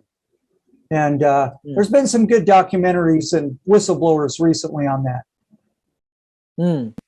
It's sort of twisting because, I mean, you got the lower level Freemasons that just drink beer and stuff like that and don't even have much spiritual or wizard advancement. So it all... I think that it's like that order. It's kind of like you've got the Freemasons here, you got the intelligence agencies here, and they use these cults as a way to network and achieve political ends. And then above that, you get the top level of Freemason, which is Illuminati, and it's the cult of the occult. And then somewhere the bankers are in there as well, because it all comes down to money. I mean, we look at the COVID thing. Someone's funding it. I mean, there's no way that the bankers would allow the economies to shut down and that sort of stuff, because they would say that would cause a collapse. So I really think it all comes down to the money. I think they're probably at the top. Well, for the official CIA, that is the ones that have their base at Langley, they have a revolving door between Wall Street and the CIA. So finance has always been on the same level as the CIA, if not, you know, very much infiltrated by the CIA. So, yeah, you're talking finance. You know, when you want to know who controls the world, well, there's a lot of candidates, and everyone has a different theory as to what's above the other. But there seems to be a header at the top of the top groomed Illuminati masters or slave masters that have these hierarchical things that are actually cross-compatible. You know, the higher levels of the Jewish religion are compatible with the higher levels of Freemasonry, are compatible with a higher level of Jesuits. So they're learning the same knowledge, although they're sequestered and separated, you know, on the org board, let's say, different divisions. But that header is led by this committee of deep, you know, dark Illuminati. They know all about the mind. They know all about mind control. They know all about mass mind control. And they are the ones who, you know, get the think tanks to draw up the plans for these, for what we've been going through, you know, the lockdowns. Yeah, and then above that we could have the potentially aliens, and then potentially interdimensional, and that gets into the whole what's at the top, what is at the top, you know, and it's interesting. So, what about? I was wondering, right? Hold on. Okay, so Ray Kemp, you've seen probably the video with Ray Kemp. Yeah, Ray and Pam Kemp. There's a video of them at David Mayo's AAC, and they're talking about how they knew Hubbard back in the 50s. They were friends of Hubbard, and then they got declared and abandoned in the last years, and they were sort of ARC broken with Hubbard, but they never spoke bad about him. They considered themselves lifelong friends. Well, I mean, yeah, I know, but then at the same time, Ray Kemp says stuff like, if I saw him again, I'll punch him in the face. So it's like... Yeah, he was angry with Hubbard. Yeah, I mean, yeah. They had fights. Yeah, Hubbard didn't have many friends because he pissed off so many people who were close to him.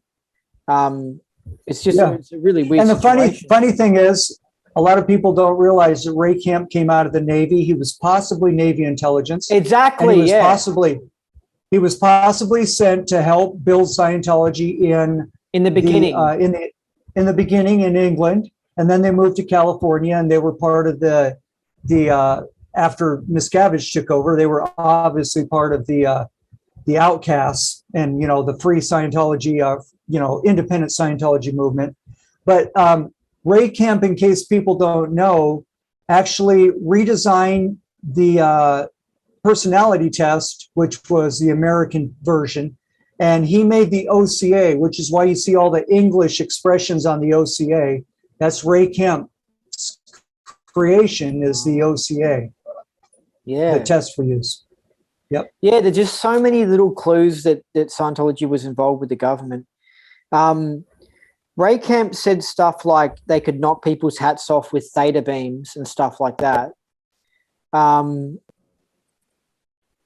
And there were a lot of stories coming out of London area back in 1953, excuse me. That's when Hubbard first hit London, I believe. And Scientology was really going strong then. And there's a story that Dennis Stephen tells. It's on traumhelp.org, and or it's on Ivy, back issues of Ivy magazine. Basically, how he was exterior completely with full perception because of a Hubbard session, and Hubbard was guiding him. He was looking out along the street. He said all night long he could venture out of the window and back. So he had a really powerful result of Scientology. It didn't last, right? He was just exterior for that night.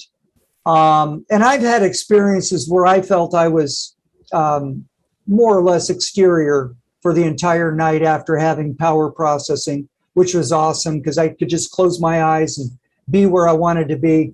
So, and they were claiming they could knock hats off at 50 yards. Basically, that they would go out on the street and in order to pass the course, you had to be able to move the bobby. The British policemen had those hats, and you're supposed to be able to knock one off. And I don't doubt that there were some people able to do that. And there are non-Scientologists able to do things like that. And I met a guy at a psychic fair who was working on how to train people to just do this. It's just it's an ability that you can practice, just like any other ability. So, but I do think that auditing paves the way for those abilities to come to the fore and for those abilities to work stronger. So I think in the early days when they were really doing that, there was a lot of that spirit of, wow, look what we're able to do. And a lot of it, since a lot of it depends on your faith and belief, the faith and belief was strong until it collapsed on itself and people got burned and hurt. And then you stopped hearing a lot of those stories because, the stories you read in the OT magazines in the 1990s just weren't the same as back in the 70s. I don't know why, but I do believe we've got injections, we've got chemtrails, we've got all these, because they accumulate more motor car pollution, all these sorts of stuff go into the body and they mess up the enzymes. And that's why we've got a generation of youth these days that are labeled as being lazy, but they're not really lazy. They're more like poisoned and dumbed down and they're victims, and they've contributed to it as well. But they're very sick bodies. They're very sick bodies. And I think the vaccines really, really ramped it up. They really messed with things and stuff. But Ray Kemp said that they were I wanted to say that's a great observation. And I've done the Purif twice.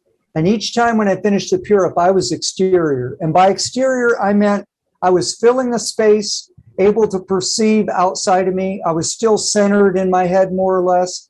But I just felt nothing around my body or my space but love and peace. And it was like wonderful. And that was from purifying the body in the Purif. The Purif really did work well for me.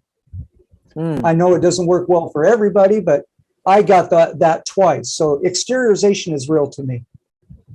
Yeah. And Ray Kemp said these exercises that they were doing where they were getting people put their body on the ceiling and holding it up with Satan straps or some shit. You've listened to the interview I've listened to. He says that in that. He said that they were getting their body to float on the ceiling or something like that. And I heard that and I thought, man, I wish I was there because I could go, hold on a second, stop talking. What did you just say? You know what I mean? Yeah. He didn't say, I think he didn't say Satan. He said body, hang the body up on the ceiling. And you're just like, what the fuck is this guy talking about? I mean, did Scientology? Are you sure he wasn't using an auditing command like a creative processing command? Put your mother on the ceiling. Put a body on the ceiling. I don't know. Or was he actually saying that's what they did? The way he said it is it gave you the idea that they could, like the Hindu mystics, they could lift their body up and hold it up on the ceiling. Yeah. Well, John McMaster reported that he was able to lift his body up, and that he actually came crashing down and broke his ankle. So it was he wasn't able to control it very well, but he was able to levitate. That's the word I was looking for. Levitate. Yeah. Yeah. But this is even more of an extreme. The idea he implied was even more extreme than levitation. It was like, leave your body up there for like an hour and walk off, and the body's just up there in the corner of the ceiling. I mean, wow. Like, but he's vague about it. Exactly, yeah. But it is not. It's annoying because it reminds me a lot of Scientology, because you come across things and you're like, whoa, hold on, what's that? Well, no, I want to hunt that down. What do you mean exactly? What do you mean by that? And you get so, when you're new to Scientology, you're so like, whoa, what do you mean? Blah blah blah. But I mean, I don't trust what he's saying, because he would say stuff like. Anyway, I listened to his interview again, and like, you fact check him on certain things, and I don't know, I find him shady. So anyway, I just thought I'll ask you about that. I think there's a lot of shady, but I think there's some validity, and it's not unique to Scientology. Spiritualist groups used to have seances. They used to try to levitate the table. They used to try to do things. Sometimes they could get it to work. A lot of times it was sort of like a beginner's luck thing. They didn't know how they did it. When they did it, they couldn't come back next week and do it again.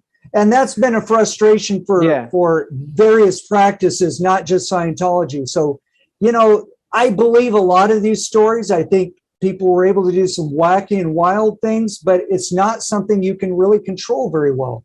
Yeah. And there's been various theories proposed as to why this is, but it's frustrating to try to chase it down. Yeah, exactly. Yeah, I'll give you an example how it's annoying. You've got Pam Kemp, who in this 80s interview, while they're still Scientologists, they're independent, but they're still Scientologists. She says stuff like, we would be on the streets of London and we would knock the hats off officers' heads or whatever using theta beams. And you go, okay, fair enough. Okay. But then 10 years later or whatever, she'll be on some interview in England, like Secret Lives, I think that show.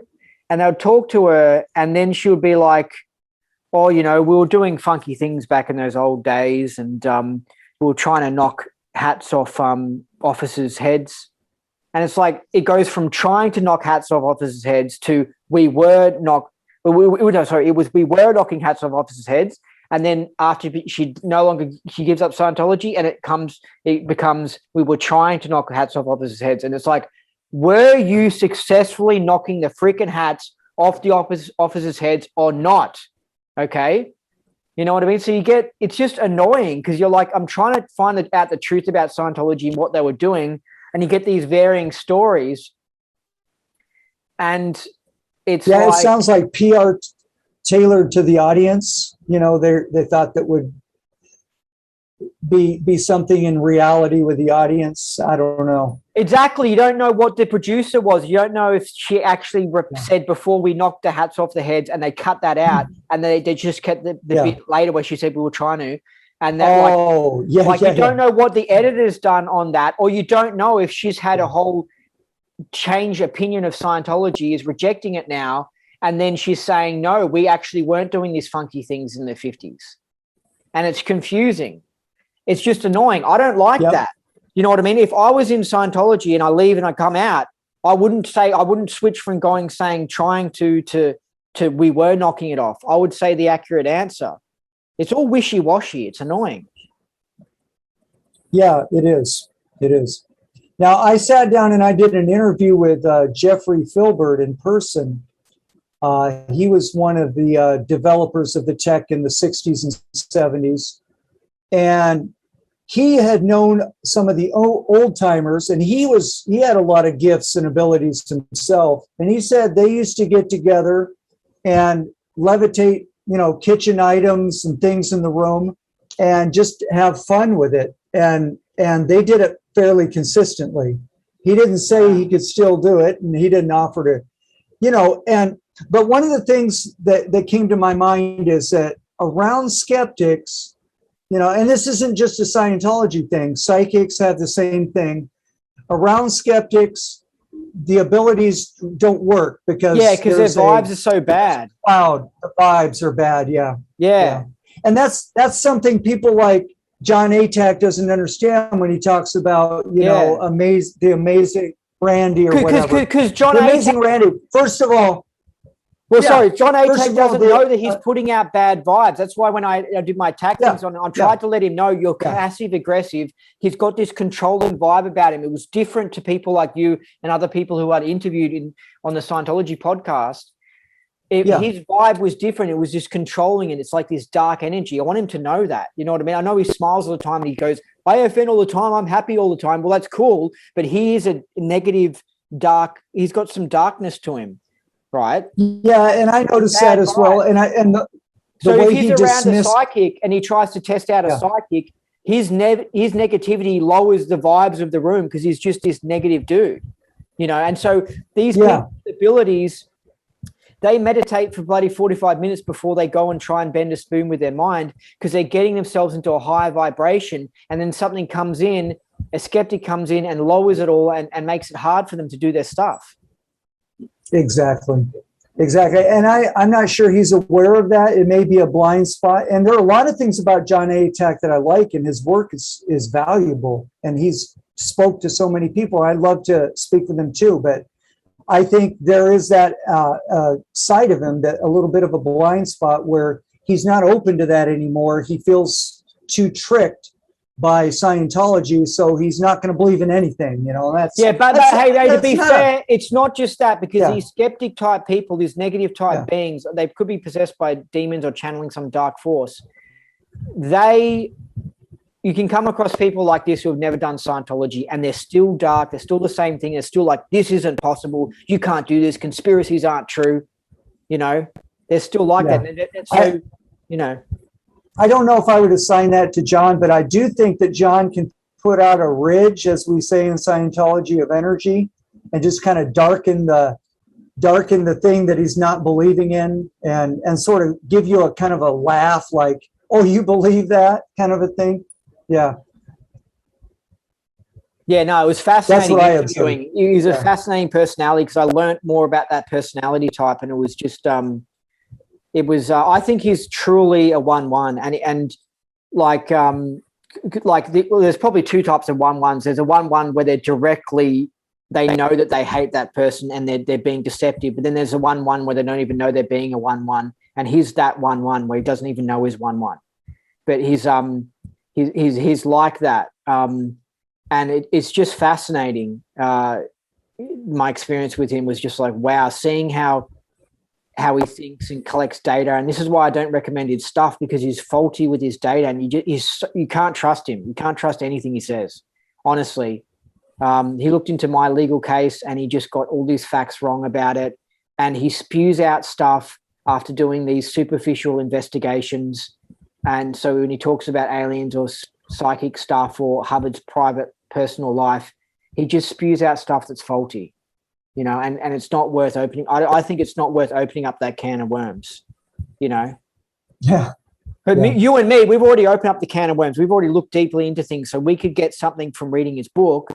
But other people, like, for example, with me, he accused me of not reading his book when I read his book.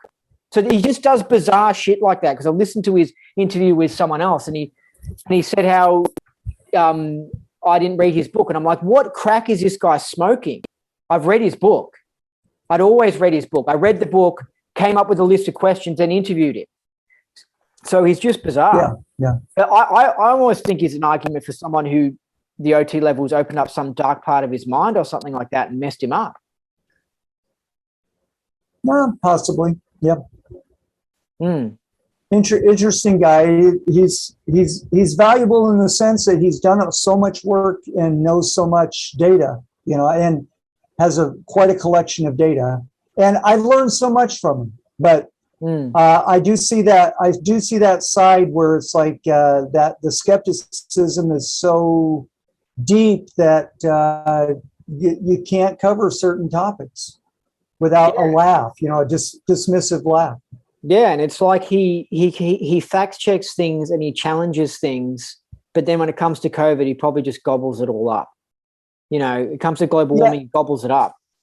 Yeah, and also to be fair to him, I think what happened in his fact checking your stuff and everything was that he was being sort of pressured from another side. He sort of even joined the Karen clique. And he's gotten in on that. Yeah. I tried to warn him about Karen. I said, look, she could be an agent. Look at what she's doing. Yeah. Why was she auditing people and then at the same time accusing Scientology of being a bunch of crap? That's a red flag, but he just ignored it and he just went along with it. And he's perfect because he doesn't believe in conspiracies. So he goes, I've read all this stuff and I've investigated all these things and blah, blah, blah, blah, blah. And Hubbard does not appear to be an agent and he's just perfect for the Karen controlled opposition. He's like, him and Chris Shelton are like the heroes of the anti-Scientology movement. That controlled opposition, they're perfect for it because they toe the line and they naturally believe exactly what Karen wants them to believe. So if I was Karen, I would become great friends with them and I would promote them and they're awesome. And they're so stubborn and closed-minded that they're not going to change their mind. But with us, though, even if let's say we did have a period of time where we bought the controlled opposition narrative, we have the risk of changing our mind. We don't have this fixed idea thing, but these guys have these fixed idea things. So they're, with me, Karen tried to recruit me years ago at the start and it didn't really last long. And I'm pretty sure Karen identified me as a loose cannon straight up because I just didn't have that, that fixed idea thing that they want with the controlled opposition. They want these fixed ideas. They're not going to change their mind and it's safe. It doesn't matter how many emails John receives about COVID. He's not going to change his mind. You know what I mean? He's just fixed, that's what you want as a controlled opposition. That is so funny because way back in 2010, 2011, when I was under the radar, but on Marty's site and Mike and Karen were helping Marty run the site. I think Mike Rinder and Karen Delacarriere nailed me as a loose cannon, and they didn't want me working with them. That was a funny period, and that's also when I got the OSA documents handed to me because I was helping them. I was feeding them all the addresses that eventually went to Debbie Cook for that huge mailing, and I had all the big name addresses, And I turned those over, and in return, a friend of mine gave me the OSA docs, and the OSA docs have been smuggled out of OSA from Mike Rinder, and Mike and Karen were using those actively. So I know how it feels to be labeled a loose cannon. It wasn't like but it wasn't even like she labeled me a loose cannon. Because people might think, oh, yeah, they think you're crazy, Andy, so of course you don't want to have anything to do with you because you're crazy or whatever. Haters would think that. But it wasn't that. It was that she said, hey, would you like to become a member of the Outer Banks or whatever? And then I think I said something like, well, I'm not against Scientology as per se. I'm for independent Scientology. But I think she could just tell this guy's too switched on. He's too independent. He doesn't conform to groupthink. That's what it is. It's conforming to groupthink. I think she knows, these agents know it because they're obsessed with the groupthink of the anti-Scientology movement. They're obsessed with the groupthink of the controlled opposition, and they can identify people who don't conform to the groupthink and are a personality type that won't hold up the ideas of the group, but hold up their own personal ideas. So they could spot the independent thinkers, and they probably spotted it in you and me, and were like, well, we don't want this guy to be a part of our group, even if he's agreeing with what we're saying at the moment, but he's just too independent thinker. You know, they like these simple people like Chris Shelton and John Attack. Yeah, exactly. You know, and you know, free thinkers are the loose cannons because they find out the truth and they go and they repeat the truth. You know, it's like they don't. I mean, it's like COVID. We're seeing it. We're seeing it with the politicians. We're seeing it with the people in the media. It's shocking how many people are going along with the groupthink. But they've been running this stuff for years and years, and they've been weeding out of the news anchors, weeding out of the reporters, weeding out of the top university professors, the top doctors. They've been weeding out people who aren't groupthink. And that's how they can get away with COVID. It's all about groupthink. It's fascinating because it's a personality type. They're just, the personality doesn't think independently, doesn't act independently. It's like they've got a strong fear and they're scared of the group. So they just do whatever will make them be approved of the group. Sure. Yeah. Exactly. Yeah. You know, that's the essence of how this planet is run. It's run by bullies and groupthink. And that's how they can execute the COVID conspiracy, because it's such an epically big conspiracy. And you can't believe it's possible until you start inspecting the individuals that make up Earth, and you realize there's a large percentage that are groupthink beings that don't stand up for their own personal integrity and are just very concerned about what the group thinks of them. And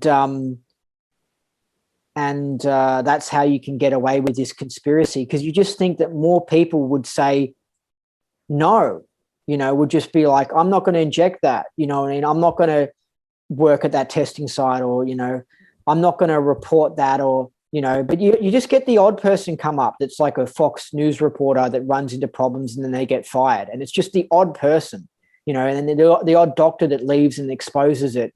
But the group think of the human race is huge. It's just massive. Yes, it is. And for those who are curious or who still do auditing and want to look over my processes, I have a process lineup. I devoted a entire website to it. It's called lockdownremedy.tech. And it is the remedy to this hypnosis and this group think that we've been talking about, how to process that using Scientology auditing.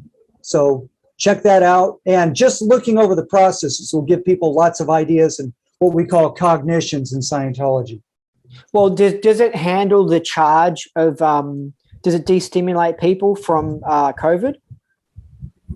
Yes. From this current lockdown and anything similar, you know, government overreach, totalitarianism, groupthink, mass psychosis. It's kind of like therapy. It's like therapy for handling the Great Reset, basically. Yes. Yes. Do you think it has the ability to wake up someone who has been caught in this groupthink? Because it's amazing for me. I'm just coming across it. I mean, it's so obvious for us because we're outside of this, but it's just like their mind has been taken over by this thing, and it's I think it's because they can show smartness in other areas, so you know they're not dumb. But then when it comes to COVID, it's like their ability to just analyze it is just gone out the window, and they're totally caught in the groupthink of COVID. And it's like, do you think that if they did this list that you did, it could snap their mind out of it? I think so. I think some people who've never done auditing before may need to like do it on paper, which is a light gradient similar to self-analysis, to just answer the questions, the processes to a full completion. That's what it's designed for, even people that know nothing about Scientology auditing. However, people who have done auditing and want to get, you know, more into the people who are aware of the PTSSP reference, where you talk about the scale of robotism, you're a robot on the bottom, you're other determined, then you're self-determined. And self-determinism is what we need. We need people who can think for themselves and who are immune to groupthink. And that's what this process lineup is designed to do. And that's lockdownremedy.tech. Yeah, and I think that the objective processes as well might be able to snap people out of the groupthink, because I feel like what happened with me on objectives was that, like, you run out a lot of yawning and emotions and stuff, and I think that it might get rid of hypnotism. And I think that these people who are believing in COVID and everything, I think it's some form of hypnosis or something. I mean, the EP for SOP8C is like you get your knowingness back. So it's like you know things yourself, and you think for things yourself, and you get your own definitions of words, and you're just an independent thinking being, as opposed to just being a sheep. And so maybe a lot of these people, if they did a proper objectives and a lot of time on SOP8C, maybe they would start having cognitions and realizations and questioning what they see in the news. And then at the end of it, you've created a conspiracy theorist, basically, and somebody who's just like, nah, I don't believe this. And so I don't know. I feel like when I came out of the church, I came out of the brainwashing, and it was some mental thing, and it was like, whoa. And I think that the communist world government who's pushing this, you come out of it, and I think that maybe Scientology popped us out of it. Some people maybe naturally popped out of it, but other people, they're under some mental fog, and it's controlled their mind, and they can come out of that. Yeah, good point. Good point. My theory kind of flashed, but while you were talking about that, because I realized that just like you can have the body mind or the reactive mind hijacked by outside commands, you can sort of have your intuition hijacked by mass hypnosis, where you think you're getting messages, but you're just in a state of hypnosis. Your intuition's not turned on. Intuition is another word for what we call in Scientology knowingness. So when you get something that can turn on someone's knowingness, they disconnect from the whatever's got them hypnotized, and they actually can perceive in present time the universe and the messages that it's sending. It's telling us, as deep as you care to look. A psychic is someone who can really get into that intuition and, see into the future a bit, or see something find something that's lost, or find something about other people, but just ordinary people can have intuition that sort of guides them in the right path in life. And that's gone when you're tuned into the TV or the cell phone 24/7, and your intuition's kind of hijacked by outside forces. Something else is feeding your information system. It's not very healthy. Yeah, it's the phenomenon is so interesting, because like with me, it doesn't matter how much data a pro-COVID person can give me, I cannot see their point of view. I cannot understand how they can think that the way that they think. I've seen the bullshit of it from the start. It's just blaringly obvious.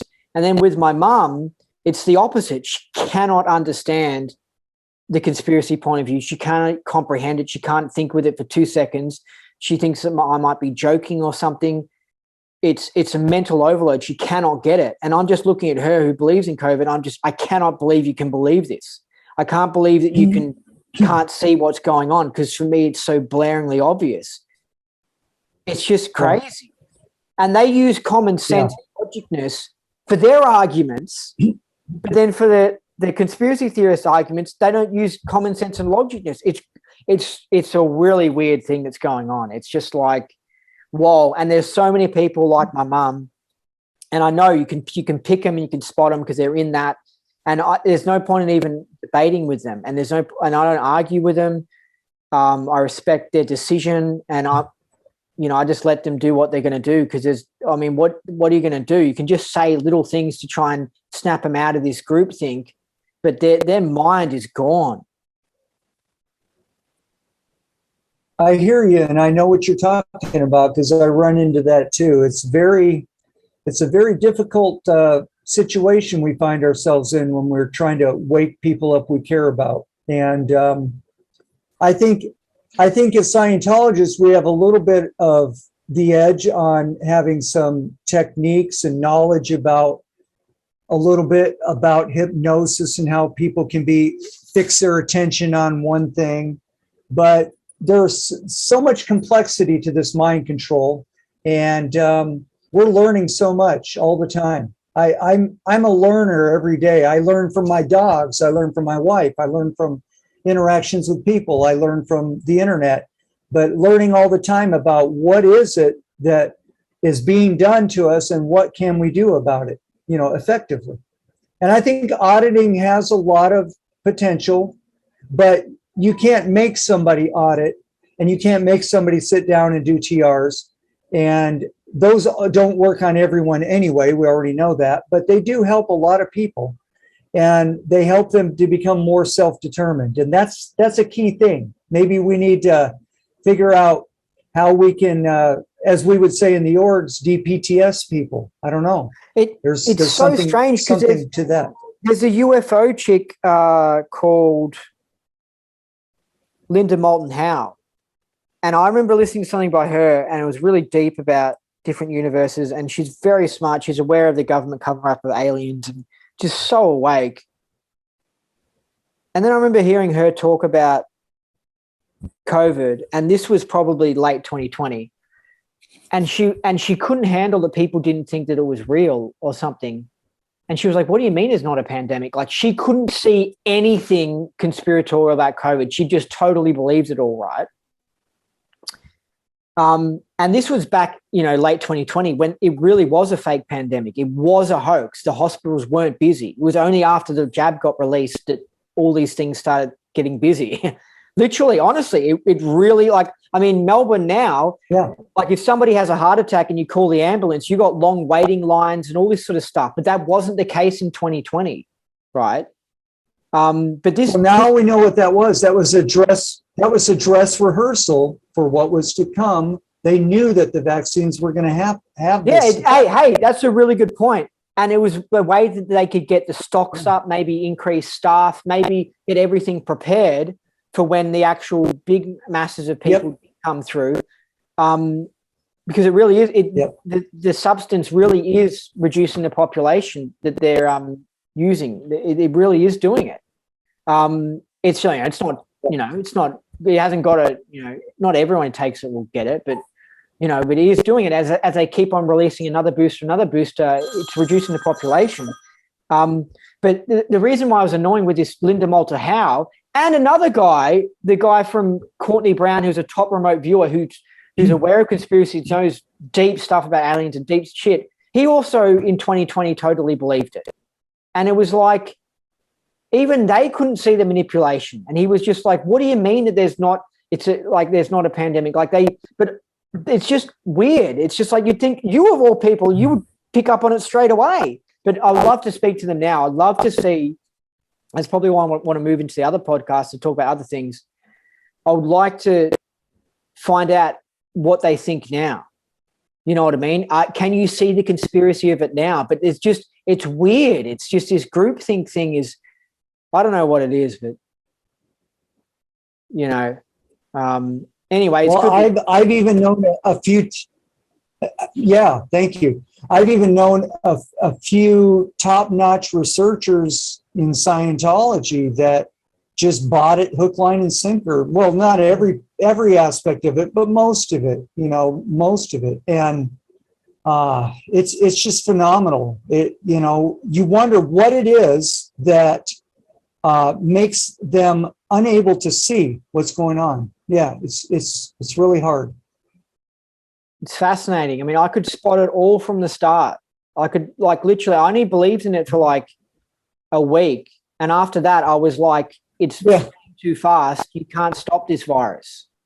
I was like it's all their measures are over exaggeration. Maybe because I realized about the bushfires, I already looked into the bushfires, and I knew that they were willing to do the most outrageous things, like start bushfires, blame it on the climate, and they're willing to kill people and cause all that chaos.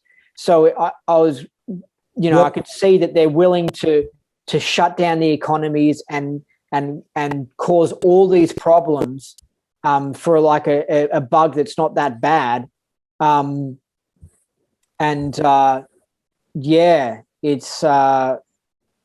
It's amazing how different things are to 2019.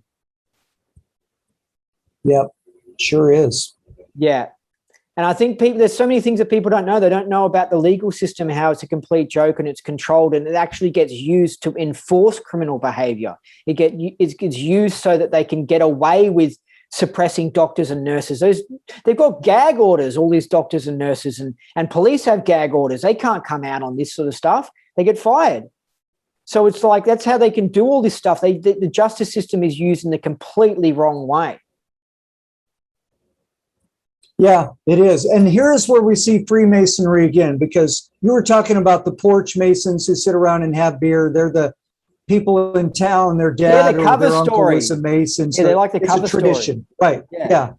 The upper level Masons are the ones are the judges, the politicians, the bankers. They're the ones who are running things. They're the ones who are able to use their secrecy and their oath of secrecy to trust each other to implement these plans. How did they implement it all wide? Yeah.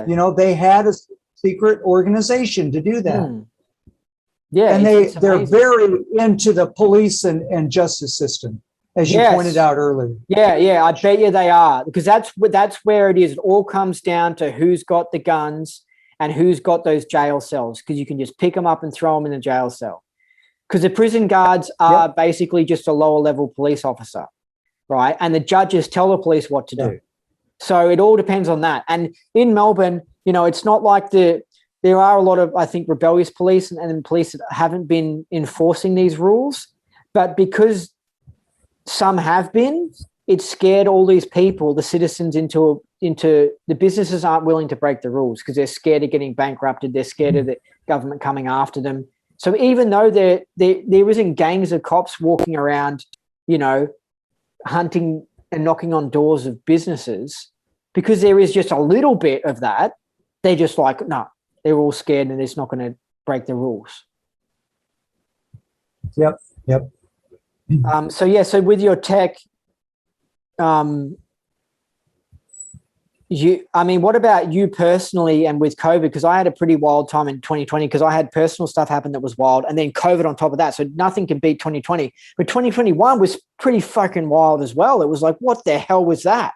That was a good follow-up one too. I don't know if 2021 it wasn't worse for me, but it was a pretty good punch that they gave in 2021. It was like, what the hell was that?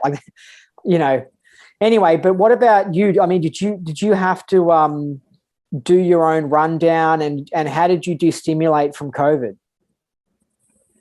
Well, that's a good question. The interesting thing is I was doing a co-audit, and I finished a very expanded version of grade 3 where we rounded up all kinds of processes on ARC breaks that had been left out for whatever reason of the grade. And I was in very great case shape. I'm already a Dianetic clear, and finishing grade 3, and I've also had the mini grade 4. So I'm pretty much a grade. Can I quickly ask you what did clear feel like? But actually, hold on a second. Yeah, what did clear feel like to you? I definitely. It was a stage, a process of stages of going clear. And at the times that I realized that I was clear, which was 2 or 3 different times and occasions, I was exterior. I was really on top of the world. So it felt great. What does exterior feel like? Basically, the one time that I remember most when I was in Mexico, because I was expecting to be able to do the clear certainty rundown, and then they screwed me up. The day that I was walking around after I had the clear cognition, I really felt like I was floating on the treetops at the same time I was walking down the road. So I had sort of a dual perception where my space extended to the top of the treetops, and I could sort of like feel like I was in the sky, kind of. That's how it felt. It felt great. I mean, I had to walk outside because I couldn't sit down in a small room. It was like I had to walk outside. I was walking all over town that day because it's like that was the only thing that could contain me, was the outdoors. Did you have a feeling of no fear at all? At that time, yes. I think if I had been accosted by somebody, I would have had to come down to earth, as it were. It would have been kind of shocking to me, but I probably would have come back into my body and managed the situation somehow. But I was, just enjoying the walk. I felt very safe. Mexico City is a wonderful place, at least the part of town I was in, and I loved it there. Just quickly on another topic, what other places in Mexico did you go to, or was it just Mexico City? In Mexico, just sorry. Mexico City. So you didn't go to any of the beach places? No, I've never been to the beaches. No, okay. Just Mexico City as far as Mexico. Yeah. But anyway, I was telling you about what happened in 2019. Yeah. I was in great case shape to begin with, and then this thing started coming in. And I stayed on top of it. I was listening or reading Mike Adams, the health ranger, a little bit of Alex Jones. And Alex Jones is on top of things. People think he's, some yelling extremist, but he does his research. And another guy like that gets bad mouthed is David Icke. David Icke does his research. I mean, he talks about topics that are, out reality for people. But these guys did their research. I was paying attention to them. I was paying attention to any medical avenue so I could understand what was going on. And I stayed on top of it, but then I went into a depression because I was sharing the house with the McLowrys. They had the downstairs, I had the upstairs, had a hot summer. I felt confined, constricted, locked down. And I went through a bit of a personal crisis, but I stayed active. I prepared, I got food, I got weapons, I got tools, and I moved a lot of stuff down to my properties. I got some property down in Arizona. So I did a lot of preparing. They call it prepping. But I did a lot of preparing because I knew things were going to possibly get bad. I had a resurgence in our relationship with at the time, my girlfriend became my fiance. We decided to get married, and I would relocate to Argentina. And so I left, my properties in, the best shape I could, the most secure state I could, and just came down here, not knowing when or if I could get back to the United States, just so I could pretty much made my priority continuing my work as an auditor, as a tech researcher, the Free Scientology Project, because I think that ultimately, and I think this is what we were into when we were in Scientology and before we got kind of expelled from the organization, we were into the idea that we knew that this thing is not going to be handled politically. It's going to be handled from the inside out. People have to change. They have to change their way of thinking, the way of treating each other, the way of, they have to grow up. They have to get their ethics in, as we say. They have to leave the schooling system, and they have to, they really have to put their socks up. And the governments are totally infiltrated. The governments aren't going to, they're not responding like, maybe they did drop some vaccine rules because of the protesters, but they don't do what the public wants. And the only way we're going to see change is if we individually do it. Right. And in a sense, Hubbard was right about this. And I hate using this quote because he said only clears or OTs are going to survive this planet. But I want to rephrase that to only the people who wake up, learn the data series, or learn how to think and learn how to be self-determined and reject lies and accept the truth, which is what makes the OT, Hubbard said in another quote. Basically, we're looking at, you've got to do the inner work. You have to, purge yourself of the lies that are inside you and embrace truth, because truth is the only way you're going to get through this. It's like passing through the furnace. It's also acting on what you know, because there are people who are awake. Yes, acting. There are people who are awake who don't have the fight in them, maybe the life force, and they're going to let themselves get destroyed by this. So it's really, this is a real survival of the fittest situation. You've got to be as smart as possible and know what's going on, and then actually be like, no, I'm going to take my kid out of the schooling education. I know I'm actually going to go and do this. Like you're going to have to move out of your comfort zone and embrace the challenge and physically do things to save yourself in this giant culling that seems to be going on. I agree. So what happened with you personally? And, what happened with me in 2020 is I was hit so hard that I did go into the mode of I stopped posting as much and stuff like that, and I did just focus on fleeing. You know what I mean? I wasn't going to, commit suicide, because some people are so shocked by this they commit suicide, or some people just go along with the system, which is like a mild version, I think, of committing suicide. But mine was more, I was just going to leave, but it was just like I gave up on trying to fight it. But then my spirit came back and my strength, and I destimulated, and I was just like, no, I'm going to try and fight this, and I'm not going to be as scared of this. And then now I've done full circle, where I'm kind of like thinking really deep about this, like yin and yang, and like maybe God's making this all happen, and embracing the challenge of it. And I'm not so much fighting it, but I'm sort of fighting it, but I'm not like desperately fighting it. And I'm keyed out from it, and it doesn't upset me anymore. So what happened with you when you're destimulating from the upset of COVID? Because that 2020 was so upsetting. And I think that it wasn't so much the first half. I think it was more the second half of the year when they came back with variants and they continued it. That's when it was like, oh no, this isn't just a 2-month lockdown and we're going to move on. This is like, oh no, they're building camps. They're making forced vaccines. That was when it was like really up and turbulating. Yeah, my crisis came in July, August of 2020. And I'm going to make a confession here. I don't care who hears it.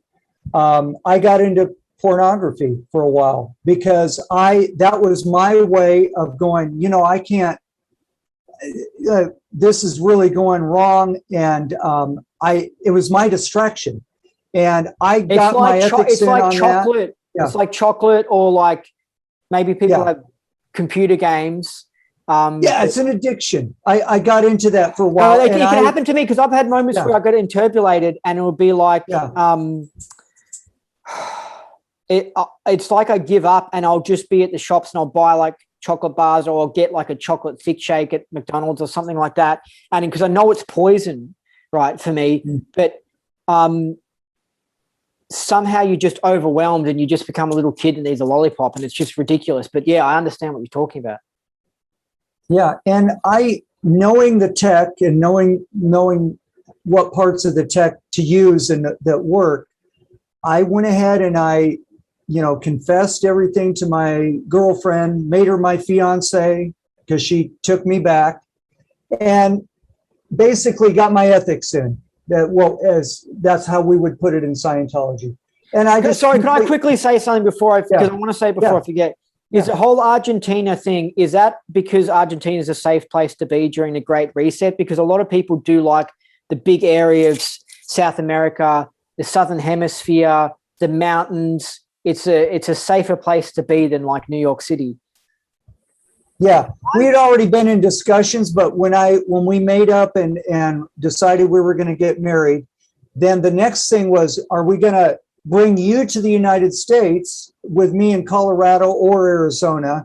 And she's not into, dry wilderness. So Arizona wasn't going to work anyway. She's a city girl.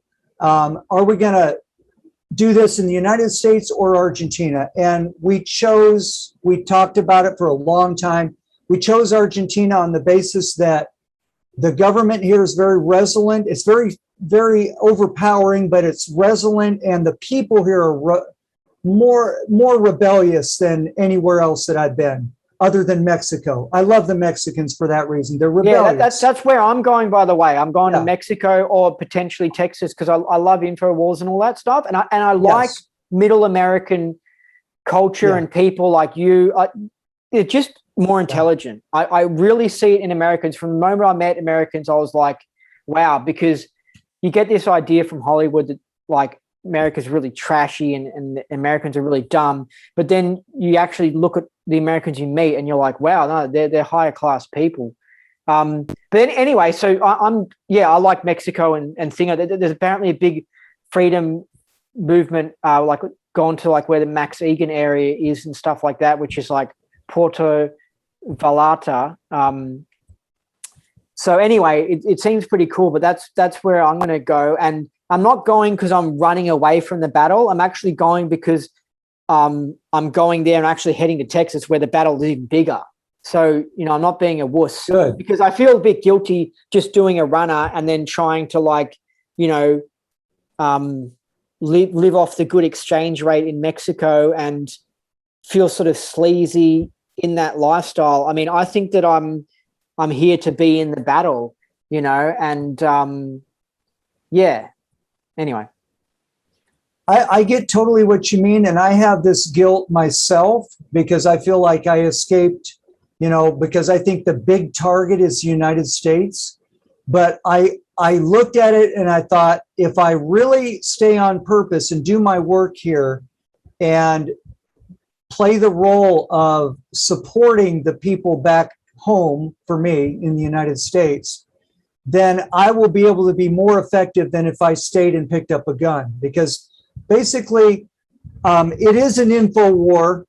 We have to win hearts and minds, and then we have to get people to get their ethics in, become responsible, self-determined beings. And it doesn't necessarily have to be done through Scientology, but it has to be done in whatever way a person can get their ethics and get on the right side of life, the right side of God, and however you want to think of him or her, and get with the program. Because once I straighten my ethics out, I've stayed on purpose. And other than having, doing the family thing here and getting married and all those arrangements and things like that, and I teach school part-time.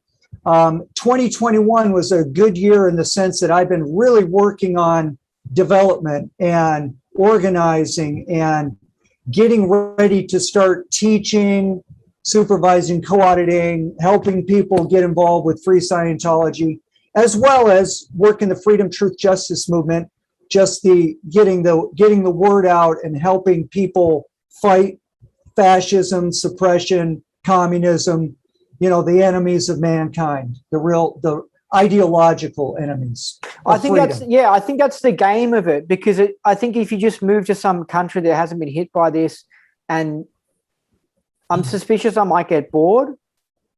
Do you know what I mean?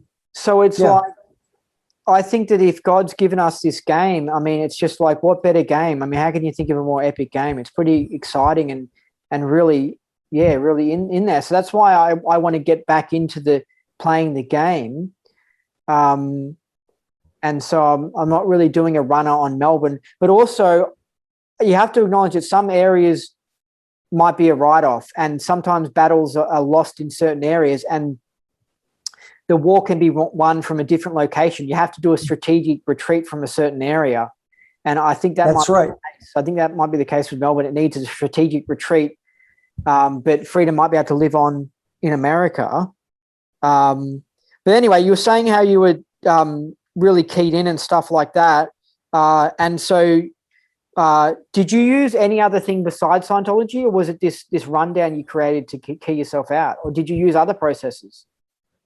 Well, I didn't really know. It was mostly an ethics matter and willpower of deciding to get on the right road. I decided that I should get married. I was in doubt before that for a long time.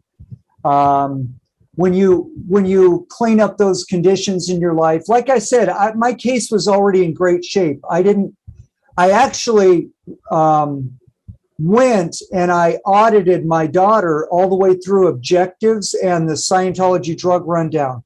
So I did hands-on auditing of objectives and brought her through those. And that was a wonderful experience for her and for me, being her dad. And I didn't get to play a full-time role in raising her. I just, I was the second parent that got visitation. So it was a great reunion for me, and really,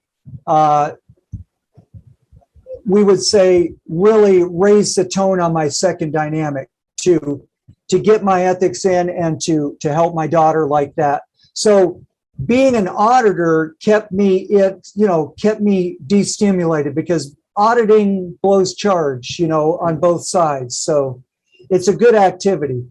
I didn't really resume solo auditing until a few months ago. And I developed some new rundowns, and I've published those on my websites. And one of those was the lockdown remedy. I actually haven't run it yet. I'm anxious to do it, but I've got these other things on the checklist that I need to do first. So I'm running out of battery now, so we've got to wrap this up. But, okay. But how did you manage to come out of the upsetness? Like I said, just deciding. My wife, my wife at the time, she was my girlfriend. She became my fiance. That was a lot of free theta. She's a really great person.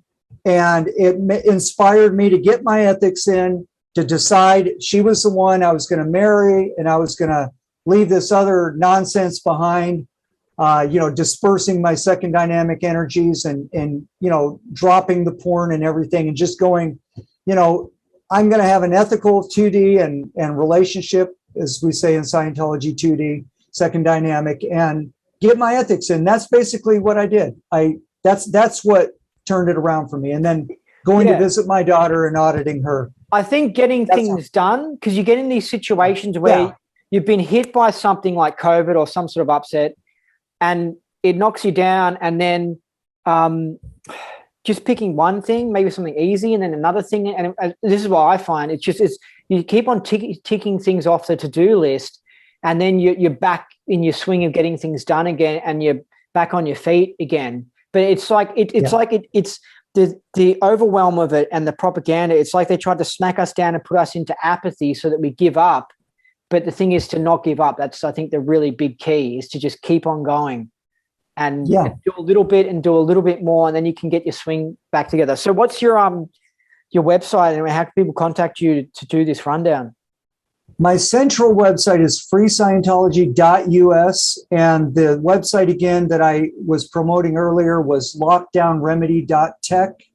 Another good one is freescientologycenter.org. But if you go to freescientology.us, you'll be able to click on any of my other websites and kind of explore what I've got going. Awesome. Well, it's good to speak with you. The thing's starting to run out of power. So thanks for being on. I'm looking forward to speaking to you again in the future. Maybe come on the new show or something like that. And obviously it'll just be more about political stuff. But we'll see how things go, huh? That's fine. That's the outer work. There's the inner work and the outer work, and we got to get busy doing both. So thank you so much for having me on your show. That's all right. See ya.